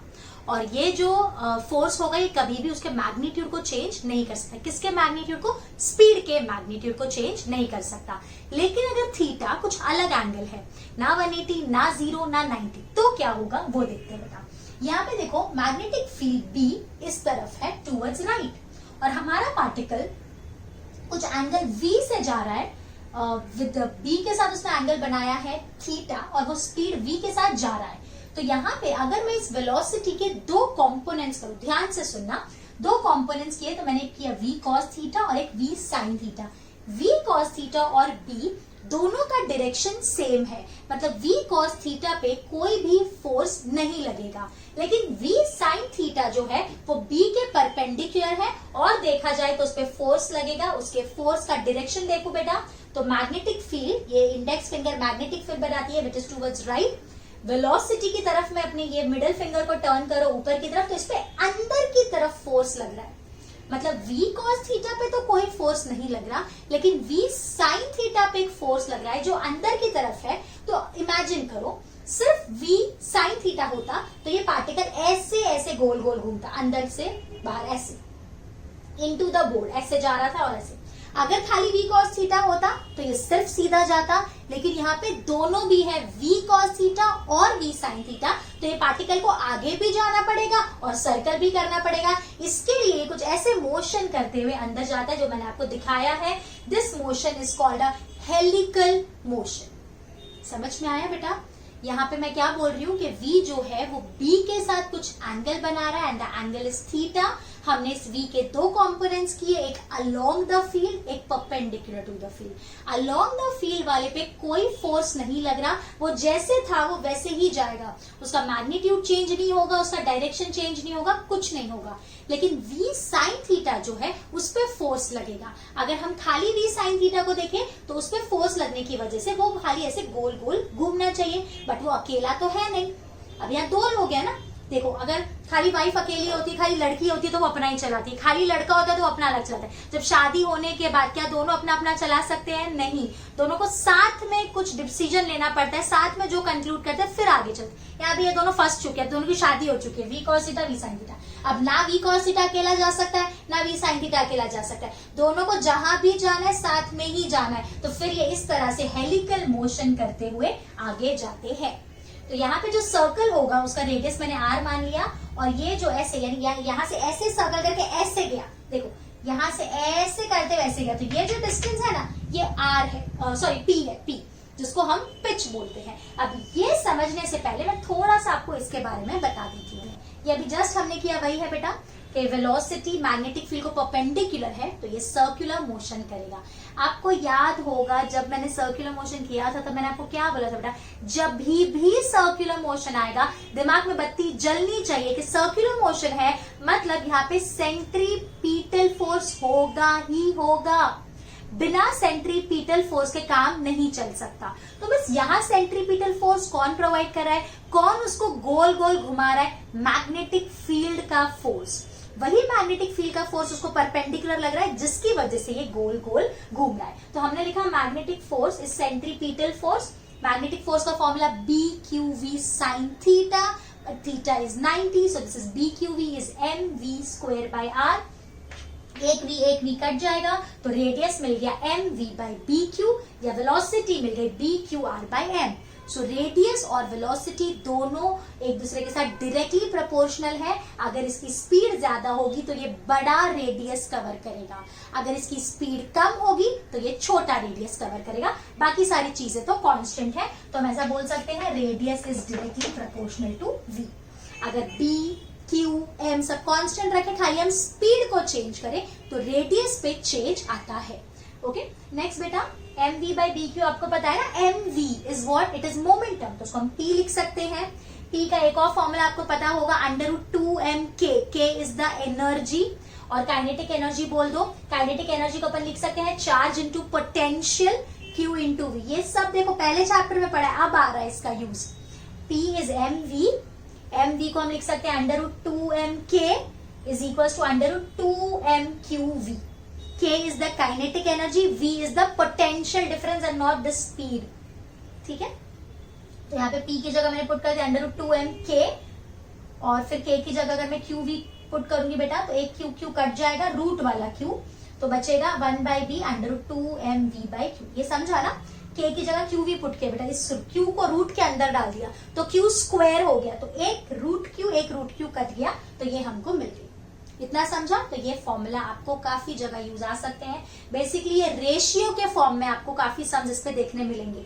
हो सकता है वो काइनेटिक एनर्जी का रेशियो दे दे तो ये लगाना है, यानी काइनेटिक एनर्जी की वैल्यूज दे दी और बी का रेशियो पूछा, या वेलोसिटी दे दी और बी पूछा, तो क्या पूछा है क्या दिया है ध्यान से रखते हुए करना। ये सेक्शन बच्चे स्पेशली मिस्टेक करते हैं। So next time while dealing with this question make sure आप कौन सा फॉर्मूला यूज कर रहे हो, क्या दिया है उसके अकॉर्डिंग। ठीक है, ओके। अब यहाँ आते हैं बेटा, यहाँ पे ये सर्कल किसकी वजह से कर रहा है, कौन से स्पीड की वजह से कर रहा है, v cos थीटा की वजह से कर रहा है क्या, नहीं, v sin थीटा की वजह से कर रहा है। तो बस वेलोसिटी की जगह आप v sin थीटा डाल दोगे। ओ, इसमें एक चीज रह गई जो मैंने ऊपर लिखा था, टाइम और फ्रीक्वेंसी। इसको एक सर्कल करने के लिए जो टाइम लगेगा दैट इज 2πm/bq। कैसे आया मिस? टाइम का फॉर्मूला क्या होता है बेटा, distance by speed, that is 2πr/v, और r/v क्या होता है, m/bq। तो वहां से आ गया 2πm/bq, एंड फ्रीक्वेंसी इज 1/टाइम, इट इज bq/2πm। तो यहां से आप देखोगे कि टाइम और फ्रीक्वेंसी वेलोसिटी और रेडियस पे डिपेंड नहीं करती। चाहे आप कितनी भी स्पीड दे दो, वो जो सर्कल करने का जो टाइम लगता है वो फिक्स्ड ही रहेगा। ठीक है, इसकी वजह से यहाँ पे भी जो टाइम रहेगा वो 2πm/bq ही रहेगा, और फ्रीक्वेंसी bq/2πm। ठीक है, ओके। आगे बढ़ते हैं बेटा, इसमें नई चीज डिफाइन है, पिच। पिच ये जो मैंने आपको बताया, यहां से यहां जब ऐसे सर्कल करेगा तो ये जो हॉरिजॉन्टल डायरेक्शन में इसने जो डिस्टेंस कवर किया है उसको हम पिच बोलते हैं। जब यहां से यहां ऐसे जा रहा है ना बेटा, ऐसे सर्कल नहीं कर रहा है, सर्कल करते हुए आगे भी जा रहा है, तो यहां से ऐसे गया, ऐसे यहां से देखो, यहां से ऐसे गया यहाँ पे, ये जो हॉरिजॉन्टल में डिस्टेंस कवर की, इसको पिच बोलते हैं। तो पिच का फॉर्मूला क्या होना चाहिए, डिस्टेंस, बेसिकली डिस्टेंस है तो it is speed into time. तो इस डायरेक्शन में कितनी स्पीड है, v cos थीटा, और एक सर्कल करने के कितना टाइम लगता है, t। तो ये हो गया 2πm/bq into v cos theta. मैं चाहूं तो इसको r के टर्म्स में मैंने लिख दिया बेटा, r क्या होता है अपना mv sin थीटा/bq। तो mv/bq की जगह आप r/sin थीटा लिख दो, तो ये बन जाएगा 2πr/tan theta. This is the formula for the pitch.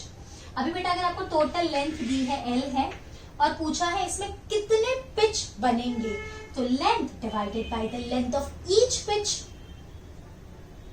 Total length आपको दी है और एक पिच की लेंथ कितनी होती है, p होती है। तो आप क्या करोगे, total length divided by the length of each pitch. जैसे ये पूरा 100 सेंटीमीटर है और इसकी एक की लेंथ 2 सेंटीमीटर है, तो 100 डिवाइडेड बाय 2, तो कितना इजी है, 50 नंबर ऑफ पिचेस यहाँ फॉर्म होंगे। तो वही है बेटा लेंथ बाय p। ठीक है, उसके बाद कितना टाइम लगेगा, यानी ये पूरे यहां से यहां तक जाने के लिए, l लेंथ कवर करने के लिए इसको कितना टाइम लगेगा। तो time is distance by speed, so l is the length in the horizontal direction, और हॉरिजॉन्टल डायरेक्शन की स्पीड आपको पता है v cos थीटा है। तो टाइम इसको जो यहां से यहां तक जाने में लगेगा that is l by v cos theta. समझ गया? ये भी सेक्शन थोड़ा सा कंफ्यूजिंग है, प्लीज ध्यान से नोट डाउन करना, कुछ भी मिस्टेक मत करना। एक इधर से उधर कर दिया तो आप एग्जाम में वही याद कर लोगे और वही लिख के आ जाओगे और हमारे मार्क्स लूज हो जाएंगे। Please be careful while writing this, और कुछ नहीं समझा तो थोड़ा सा वीडियो को बैक करना, वापस एक और बार सुनना, आई एम श्योर क्लियर हो जाएगा। चलिए कॉपी कर लीजिए और देखते हैं। Next is cyclotron. साइक्लोट्रॉन बेटा एक डिवाइस है which is use to accelerate the charges. मतलब जो चार्जेस होते हैं उनको एक्सेलरेट कराना होता है तब हम साइक्लोट्रॉन यूज करते हैं। साइक्लोट्रॉन कैसा सेटअप है, यहाँ पे आपको दिख सकता है, मैंने एक डायग्राम ड्रॉ किया, थोड़ा रफ डायग्राम ही है। ये ऊपर नॉर्थ और ये नीचे साउथ है, मतलब यहाँ पे ऊपर से नीचे के डायरेक्शन में मैग्नेटिक फील्ड क्रिएट हो रही है। यहाँ पे दो डीज है, मेटल प्लेट्स की बनी, यानी बेसिकली दो मेटल प्लेट्स हैं जिनका शेप डी जैसा है, इसके लिए हम उनको डीज बोलते हैं। इन दोनों के बीच में हमने एक ऑल्टरनेटिंग करंट लगाया है। ये सब करने से क्या हो रहा है, ध्यान से सुनना। तो ये आज मेरे ड्रेस ने मुझे बहुत परेशान कर दिया है। देखो, ऊपर से नीचे मैग्नेटिक फील्ड का डायरेक्शन है। अब मैंने यहाँ पे चार्ज पार्टिकल को रखा है, क्यों, जो रेस्ट पे है। तो बेसिकली क्या किया, ये पॉजिटिव चार्ज है, यहाँ पे मैंने इसको नेगेटिव कर दिया और ये पॉजिटिव। तो ये चार्ज रेस्ट पे था, अभी फिलहाल ये इलेक्ट्रिक फील्ड के अंदर है। हाँ, एक और चीज, यहाँ बीच में इलेक्ट्रिक फील्ड है और कहीं भी इलेक्ट्रिक फील्ड नहीं है। मैग्नेटिक फील्ड हर जगह है, ऊपर से नीचे, बारिश के जैसे है, ऊपर से नीचे। बीच वाले पाथ में भी मैग्नेटिक फील्ड है, लेकिन इलेक्ट्रिक फील्ड वहां इतनी ज्यादा है कि मैग्नेटिक फील्ड का एग्जिस्टेंस ही कुछ मैटर नहीं करता। मतलब आप ऐसा बोल सकते हो कि इन दोनों के बीच में सिर्फ इलेक्ट्रिक फील्ड है और बाकी हर जगह मैग्नेटिक फील्ड है। समझा? वहां आइडियली मैग्नेटिक फील्ड है, बट उसकी value compare to the electric field is very less. तो यहाँ पे अभी इलेक्ट्रिक फील्ड है, इलेक्ट्रिक फील्ड में पॉजिटिव चार्ज पे फोर्स लगेगा इस तरफ टूवर्ड्स नेगेटिव, और उस फोर्स की वजह से ये यहाँ पे आ गया और इसकी स्पीड राइज हो गई, बिकॉज फोर्स लगा, फोर्स, इसके पास कुछ मास है, इस पे एक्सेलरेशन हुआ तो इसकी स्पीड बढ़ गई। अब यहाँ आते आते इसकी स्पीड v हो गई। अब जैसे ही इसे d के अंदर घुस गया, अब यहाँ पे इलेक्ट्रिक फील्ड है क्या? नहीं, लेकिन यहाँ मैग्नेटिक फील्ड है और मैग्नेटिक फील्ड में चलते हुए चार्ज पे फोर्स लगता है, ये हमने पढ़ा है। तो बस इसका डायरेक्शन देख लेते हैं बेटा। अब मैग्नेटिक फील्ड किस तरफ है? नीचे की तरफ। तो मैग्नेटिक फील्ड इस तरफ, नीचे की तरफ, ये इंडेक्स फिंगर की तरफ मैग्नेटिक फील्ड को अलाइन करो। उसके बाद वेलोसिटी इस तरफ है क्या? नहीं बेटा, इस तरफ है।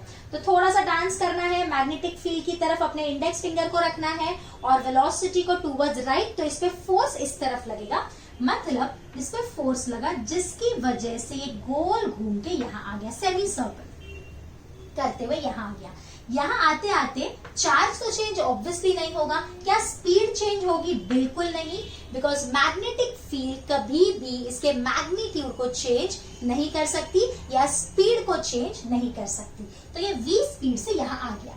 अब जैसे ही ये यहाँ आया, हमने क्या किया, इस ऑल्टरनेटिंग को चेंज कर दिया, मतलब इसको कर दिया माइनस और इसको कर दिया प्लस। ये करने से क्या हुआ बेटा, अब इस चार्ज पे इस तरफ फोर्स लगा, अब इस तरफ फोर्स लगा तो ऑब्वियसली एक्सेलरेशन हुआ, इसकी स्पीड बढ़ गई। अभी यहाँ आते आते इसकी स्पीड हो गई v डैश। अब जैसे ये स्पीड बढ़ गई, अब यहाँ पे घुसते स्पीड तो बढ़ गई। अब यहाँ इलेक्ट्रिक फील्ड है क्या? नहीं, यहाँ मैग्नेटिक फील्ड है और चलते हुए चार्ज पे मैग्नेटिक फील्ड फोर्स लगा सकती है। तो ये चार्ज है पॉजिटिव जिसकी स्पीड v है, इस पे फोर्स लगेगा। मींस उसका डायरेक्शन क्या होगा, निकाल लेते हैं बेटा। Magnetic field is in the downward direction, velocity is in this direction, तो फोर्स ऐसे लगेगा, इस पे फोर्स लगेगा ऐसे, मतलब ये अगर ऐसे जा रहा है तो फोर्स ऐसे लगेगा, जिसकी वजह से ये गोल घूम के यहाँ आ जाएगा। मिस बड़ा रेडियस क्यों कवर किया बेटा? मैं तुम लोग को पहले ही बता चुकी हूँ, अगर स्पीड बढ़ जाती है तो रेडियस भी बढ़ जाता है। ये तो हम कर ही चुके हैं ना कि यहाँ पे गोल गोल क्यों घूम रहा है। यहाँ पे ये गोल गोल घूम रहा है because of magnetic force, and magnetic force is V Q V, which is nothing but M V square by R. एक वी कट गया तो R is equal to M V by B Q. ये वही है circular motion जो अभी मैंने कराया था इसके पहले। तो R is M V by B Q, so V is B Q. V कितना आ गया बेटा तेरा? B Q R by M. ठीक है, ओके। अब जैसे वापस यहाँ पहुंचा, हमने इसको वापस उल्टा कर दिया, इसको कर दिया माइनस, इसको कर दिया प्लस। अब जैसे इस पे इलेक्ट्रिक फोर्स लगेगा, वापस इसकी स्पीड बढ़ेगी, यहाँ हो गई v डबल डैश। फिर ये ऐसे करते करते करते करते ऐसे धीरे धीरे इसकी स्पीड बढ़ाते हैं, और जब सफिशिएंट स्पीड हो जाती है तब हम इसको यहाँ पे ले आते हैं। तो इस तरह से हम इसकी काइनेटिक एनर्जी बढ़ाते हैं। हम स्पीड बढ़ा रहे हैं तो हम काइनेटिक एनर्जी बढ़ा रहे हैं, या हम ऐसा बोल सकते हैं हमको एक एक्सिलरेटेड चार्ज पार्टिकल मिल गया जो हम चाहते थे। अब इसको कितना टाइम लगेगा एक पूरा सर्कल करने के लिए, वो वही होगा जो हम ऑलरेडी पढ़ चुके हैं, 2 pi m by B Q, या इसको फ्रीक्वेंसी क्या होगी इसके पूरे सर्कल की, that is B Q by 2 pi m।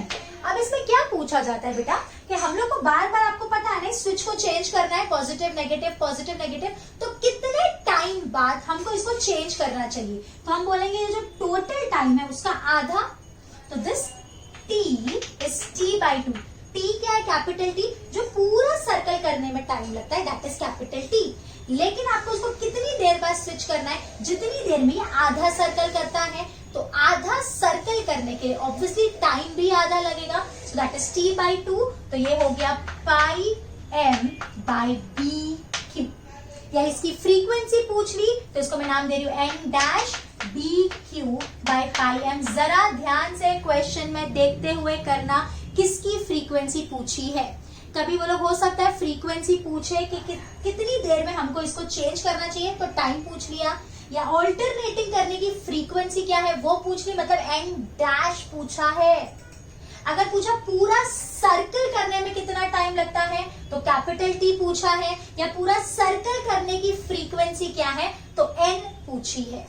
तो बेटा क्या होता है, धीरे धीरे धीरे वेलोसिटी बढ़ जाती है। फाइनली जो वेलोसिटी होती है उसको मैं नाम दे रही हूं v max। तो v max किसके बराबर होगा बेटा, B Q capital R by m। Miss capital R क्या है बेटा, capital R is the radius of this D।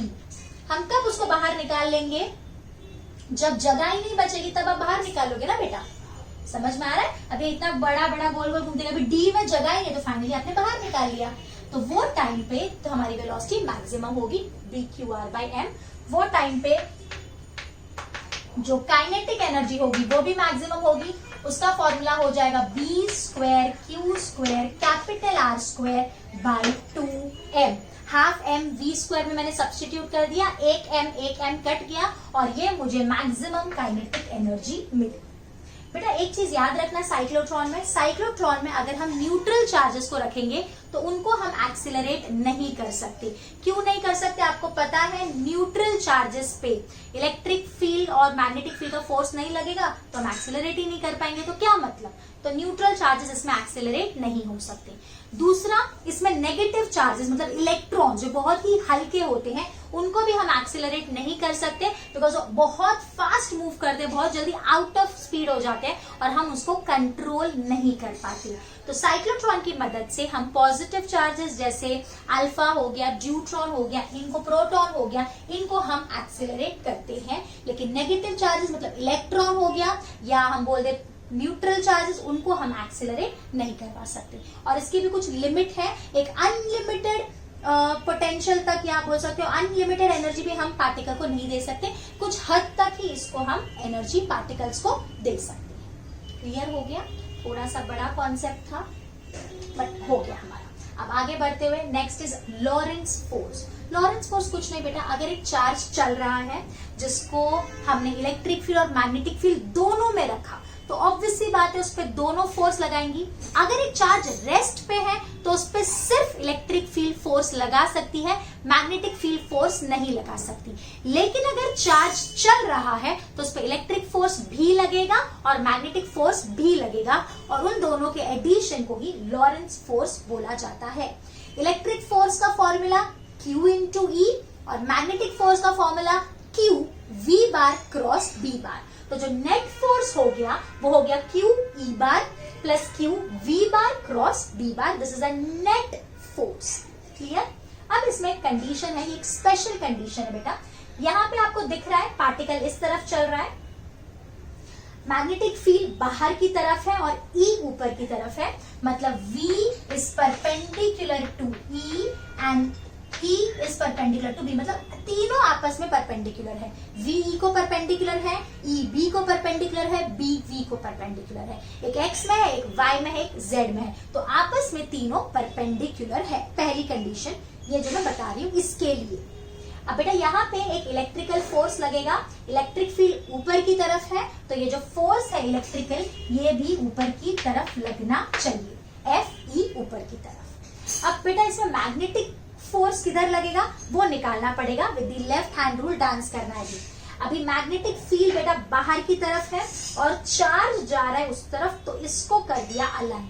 अब काफी जगह मैं ये यूज कर रही हूँ, अब आपको समझ में आ रहा होगा कैसे करना है। Magnetic field is an outward direction और ये भी उस तरफ है, इस पे फोर्स लगेगा नीचे की तरफ, तो यहाँ पे मैग्नेटिक फोर्स लग रहा है नीचे की तरफ। क्या बात है बेटा, इलेक्ट्रिक फोर्स ऊपर की तरफ और मैग्नेटिक फोर्स नीचे की तरफ। अगर ये दोनों फोर्स का मैग्नीट्यूड सेम है, डायरेक्शन तो ऑपोजिट है, अगर ये 10 है ये भी 10 है, तो इस पार्टिकल पे कोई नेट फोर्स लगेगा नहीं, नेट फोर्स 0 होगा और ये जैसे आ रहा था उसी तरह से आगे चलते हुए चला जाएगा, कुछ फोर्स नहीं लगेगा। वही केस की बात की है हमने कि अगर नेट फोर्स 0 है, मतलब इलेक्ट्रिक फोर्स और मैग्नेटिक फोर्स का मैग्नीट्यूड सेम है और डायरेक्शन तो हमने देखा ऑपोजिट है, तो नेट फोर्स 0 हो गया। अब इलेक्ट्रिक फोर्स का फॉर्मूला Q इंटू ई मैग्नीट्यूड, और मैग्नेटिक फोर्स का formula BQV sine theta, theta हमारा 90 है तो BQV, तो Q ने Q को मार दिया तो यहां से हमको V मिला equal to E by B, where E is the electric field intensity and B is magnetic field intensity. तो अगर ये इस स्पीड से इलेक्ट्रिक और मैग्नेटिक फील्ड में चलता है, इस स्पीड से E बाई बी का जो रेशियो है, जो भी वैल्यू आएगी, अगर वो उस स्पीड से मैग्नेटिक फील्ड और इलेक्ट्रिक फील्ड में चलता है तो उस पर कोई भी फोर्स नहीं लगेगा। दो कंडीशन है, पहली कि इसका जो मैग्नीट्यूड है वो E बाई बी के बराबर होना चाहिए और दूसरी ये तीनों आपस में परपेंडिकुलर होने चाहिए। अगर ये दोनों कंडीशन सेटिस्फाई है तो इस चलते हुए चार्ज पे कोई भी फोर्स नहीं लगेगा। समझ में आ गया? ओके बच्चा लोग आगे बढ़ते हैं। Next is force on current carrying conductor. अभी यहाँ पे कोई एक वायर है, कोई भी कंडक्टर है जिसमें से करंट आई फ्लो हो रही है, तो अगर उसको हम मैग्नेटिक फील्ड में रखेंगे तो उस पर फोर्स लगता है। वो फोर्स कितना होगा वो हम देखते हैं। सवाल है बस इन सब चीजों पे फोर्स क्यों लग रहा है। अगर एक चार्ज रेस्ट पे है तो उस पर फोर्स नहीं लगता, लेकिन अगर वही चार्ज चलने लग जाए तो उस पर फोर्स लगता है। यहाँ पे करंट कैरिंग वायर पे भी फोर्स लग रहा है। क्यों लग रहा है? सुनना बेटा, अगर चार्ज रेस्ट पे है ना तो उसके आजू बाजू में सिर्फ इलेक्ट्रिक फील्ड होती है, मैग्नेटिक फील्ड बनाता ही नहीं है चार्ज रेस्ट पे। तो अगर अपन उसको किसी दूसरी मैग्नेटिक फील्ड में रखेंगे तो उस पर फोर्स नहीं लगता। हमेशा कोई भी सिमिलर चीज सिमिलर नेचर पे फोर्स लगाती है। जैसे भी humans get attracted to other humans, right? Dogs get attracted to other dogs, likewise वैसे ही होता है ना। तो जो नेचर है हमारा, उसी तरह के लोगों को हम अट्रैक्ट होते हैं। सब लोग दूसरे ट्रैक पे चले गए। हाँ miss, humans get attracted to humans. अब अपने अपने सब ड्रीम वर्ल्ड से बाहर आ जाओ, जिसको भी पसंद करते हो वो सब वही रहने वाले। अभी पढ़ाई इंपॉर्टेंट है, नीट में हम लोग को मार्क्स लाने। चलो चलो वापस आ जाओ, सुनो अभी मेरी बात। अब मैं क्या बोल रही थी बेटा कि अगर कोई भी चार्ज दूसरे चार्ज को अट्रैक्ट करता है, कोई भी मैग्नेट दूसरे मैग्नेट को अट्रैक्ट करता है, उसी तरह से यहाँ भी होता है। अगर चार्ज रेस्ट पे है तो वो क्या मैग्नेटिक फील्ड बना रहा है? नहीं। तो अगर हम उसको मैग्नेटिक फील्ड में रखेंगे तो उस पर फोर्स नहीं लगता। लेकिन अगर यही चार्ज चलने लग जाए तो अपने आजू बाजू में मैग्नेटिक फील्ड बनाता है। और अगर हम उसको दूसरे मैग्नेटिक फील्ड में रखें तो ये दोनों सेम नेचर के हो गए, ये भी मैग्नेटिक फील्ड, ये भी मैग्नेटिक फील्ड, तो दोनों के बीच में फोर्स लगता है। वही चीज यहाँ पे होती है। जब करंट कैरिंग वायर से करंट फ्लो होती है तो वो अपने आजू बाजू में क्या क्रिएट करता है? Magnetic field. और उसको जब अपन एक्सटर्नल मैग्नेटिक फील्ड में रखते हैं तब उन दोनों के बीच में कोई फोर्स लगता है। समझ में आया? हमेशा सिमिलर चीजें एक दूसरे को अट्रैक्ट करती है, वैसा ही यहाँ पे भी होता है, या फोर्स लगाती है। अट्रैक्ट भी वर्ड गलत होगा, आप ऐसे बोल सकते हो फोर्स लगाती है, राइट? तो यहाँ पे मैग्नेटिक फील्ड अंदर की तरफ है। यहाँ पे बेटा तेरा कोई भी इरेग्युलर शेप का कंडक्टर है अपना, जिसका स्मॉल एलिमेंट अपना डीएल है और इसमें से करंट आई फ्लो हो रही है, तो इस पे फोर्स लगने वाला है और वो फोर्स है I DL bar cross B bar. ये बेसिकली वही जो अपन ने पहले वाला किया ना, इसके पहले F is equal to Q V bar cross B bar, वहीं से ये डिराइव हुआ है। बट वो डेरिवेशन यानी छोटा सा है, 2-4 लाइन का, उसकी जरूरत नहीं है। तो यहाँ पे करंट आई है, जो छोटा सा सेक्शन है डीएल, उस पर जो फोर्स है वो भी छोटा सा होगा, लेकिन हमने टोटल फोर्स निकाला है, इसके लिए मैंने इंटीग्रेट कर दिया। ऑब्वियसली आपको समझ में आ रहा होगा, यहाँ पे जो फोर्स है वो डीएल को परपेंडिकुलर होगा वो बी को परपेंडिकुलर होगा और वो डीएल और बी जिस प्लेन में लाई करते हैं उसको भी परपेंडिकुलर होगा, बिकॉज यहाँ क्रॉस प्रोडक्ट है। तो यहाँ पे अगर आप डायरेक्शन निकालना चाहो तो डीएल की तरफ हाथ रखो, मैग्नेटिक फील्ड की तरफ फिंगर्स को टर्न करोगे तो आपको फोर्स का डायरेक्शन पता चल जाएगा। जैसे डीएल कहाँ है, अपना इस तरफ है ना, और मैग्नेटिक फील्ड की तरफ बेटा तेरे अंदर की तरफ है, तो डीएल की तरफ हाथ रखा, मैग्नेटिक फील्ड की तरफ फिंगर्स को टर्न किया तो फोर्स आ गया कुछ इस तरह से। समझ में आया? ओके। अभी ये डीएल को इंटीग्रेट करके अगर सपोज ये स्ट्रेट वायर है, स्ट्रेट वायर, तो अपन को लेंथ क्या मिल जाएगी? जैसे अगर ये स्ट्रेट वायर है तो इस पूरे को इंटीग्रेट करके हमको एल आ जाएगा। तो आप लिख सकते हो F bar is I L bar cross B bar. क्या सिर्फ इसके लिए वैलिड है? नहीं बेटा, अगर कोई भी कर्व जैसा पार्ट भी होगा ना, उसमें दोनों एंड्स को ज्वाइन कर दोगे, जो लेंथ मिलेगी ना वही लेंथ आपको लेनी होती है। जैसे सपोज ऐसा कुछ है सेमी सर्कल, तो आपको सेमी सर्कल की जो एल इफेक्टिव होगी ना वो ये होगी, basically it will be the diameter. तो आप फॉर्मूला में यूज कर सकते हो I L bar cross B bar, और आपको पता है बेटा L bar cross B bar is nothing but it is B I L sine theta, इसी को हम बोलते हैं BIL sine theta, where L is nothing but it is the effective length. समझा? अगर कर्व होगा तो इनिशियल और फाइनल को ज्वाइन कर दोगे, तो जो लाइन होगी उसकी लेंथ आपको यहाँ सब्स्टिट्यूट करनी है, और फोर्स निकालने का तरीका मैं आपको बता चुकी हूँ। ठीक है, आगे बढ़ते हुए बेटा, ये बहुत ज्यादा इंपॉर्टेंट है, आप काफी जगह देखोगे। अब क्या दिया है, काफी सम्स में यूज किया जाता है ये वाला पार्ट। दो वायर्स है, दोनों के बीच, दोनों के करंट का डायरेक्शन सेम है और दोनों के बीच में कुछ डिस्टेंस है ए। तो ये दोनों एक दूसरे को अट्रैक्ट करते हैं विद अ फोर्स, और जब दोनों में करंट का डायरेक्शन ऑपोजिट होता है तो वो दोनों एक दूसरे को रिपेल करते हैं। थोड़ा सा समझाओ क्या? चलिए देखते हैं। देख, यहाँ पे करंट कैरिंग वायर है, इसके फिलहाल भूल जाना, इसके बारे में सोचना नहीं। इसने इस जगह पे मैग्नेटिक फील्ड अंदर की तरफ बनाई, ओके, और इस I2 ने इस जगह पे मैग्नेटिक फील्ड बाहर की तरफ बनाई। समझ गया मिस? अब यहाँ पे देखना, इस अभी फिलहाल इसको बोल दो, यहाँ पे कौन मैग्नेटिक फील्ड किधर है? अंदर की तरफ, करंट किधर है? ऊपर की तरफ। तो इसमें फोर्स कैसे लगेगा? वापस से लेफ्ट हैंड रूल, ये अपना B है, ये अपना I है, जो अपना V होता था ना अभी I हो गया, और ये फोर्स का डायरेक्शन। तो मैग्नेटिक फील्ड अंदर की तरफ, करंट ऊपर की तरफ, तो फोर्स लगा इस पे टूवर्ड्स लेफ्ट, इसके लिए इधर आए। इसकी बात करते हैं बेटा, इस पे मैग्नेटिक फील्ड इसने बनाई है, this is B2 and this is B1। तो ये B2 कितना है? आउटवर्ड, करंट किधर फ्लो हो रही है? ऊपर की तरफ। B2 is outward, current is upward, तो इस पे फोर्स लगा इस पर। सिमिलरली यहां भी करके बताती हूँ, देखना बेटा। इसने जो इस जगह मैग्नेटिक फील्ड बनाई है वो बनाई है अंदर की तरफ, और इसने जो मैग्नेटिक फील्ड बनाई है वो भी है अंदर की तरफ, तो दोनों अंदर की तरफ है। अब इस पे फोर्स किधर लगेगा बेटा? मैग्नेटिक फील्ड को सबसे पहले अरेंज कर दो अंदर की तरफ, करंट नीचे जा रही है तो फोर्स आया टूवर्ड्स राइट। इसकी बात करेंगे, मैग्नेटिक फील्ड अंदर की तरफ, करंट ऊपर की तरफ, तो फोर्स आया टूवर्ड्स लेफ्ट, तो ये एक दूसरे को रिपेल करेंगे। तो मैंने आपको बता दिया है मैग्नीट्यूड कितना होगा, और क्यों अट्रैक्ट और क्यों रिपेल कर रहे हैं वो भी मैंने आपको बता दिया। वही लेफ्ट हैंड रूल अपना यूज करना है, magnetic field, current and force. पहले वाले में था magnetic field, velocity and force, and this formula is mu naught 2I1 I2 by 4 pi a. This is not the force, this is force per unit length. अगर आप length को वो side ले जाओगे तो आपको फोर्स मिल जाएगा।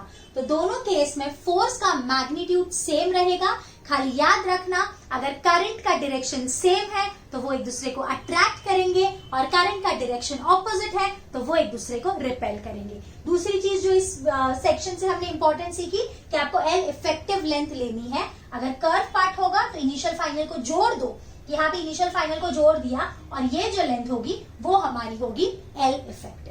और लेफ्ट हैंड रूल तो सबको याद है, magnetic field, current, force, magnetic field, current, force. Magnetic field को सबसे पहले लगाना होता है, फिर करंट के डायरेक्शन को अलाइन करना होता है, एंड देन हमको फोर्स का डायरेक्शन आ जाता है। चाहिए तो वो यहाँ से भी आ जाएगा, देखो मैग्नेटिक फील्ड अंदर की तरफ, करंट का डायरेक्शन इस तरफ, तो फोर्स आ गया।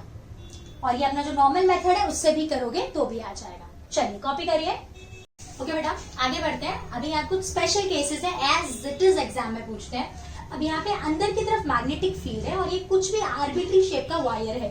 इसमें से करंट आई फ्लो हो रही है, तो इस हर सेक्शन पे एक फोर्स लगेगा और अल्टीमेटली ये जो शेप बनाएगा वो एक सर्कल होगा और इसमें जो सेक्शन पे जो टेंशन लग रहा है उसका फॉर्मूला है BIR, दैट इज बिर. बिर is the, B is the magnetic field, I is the current and R is the radius. इस पे फोर्स लगेगा और ये सर्कल का शेप बना लेगा.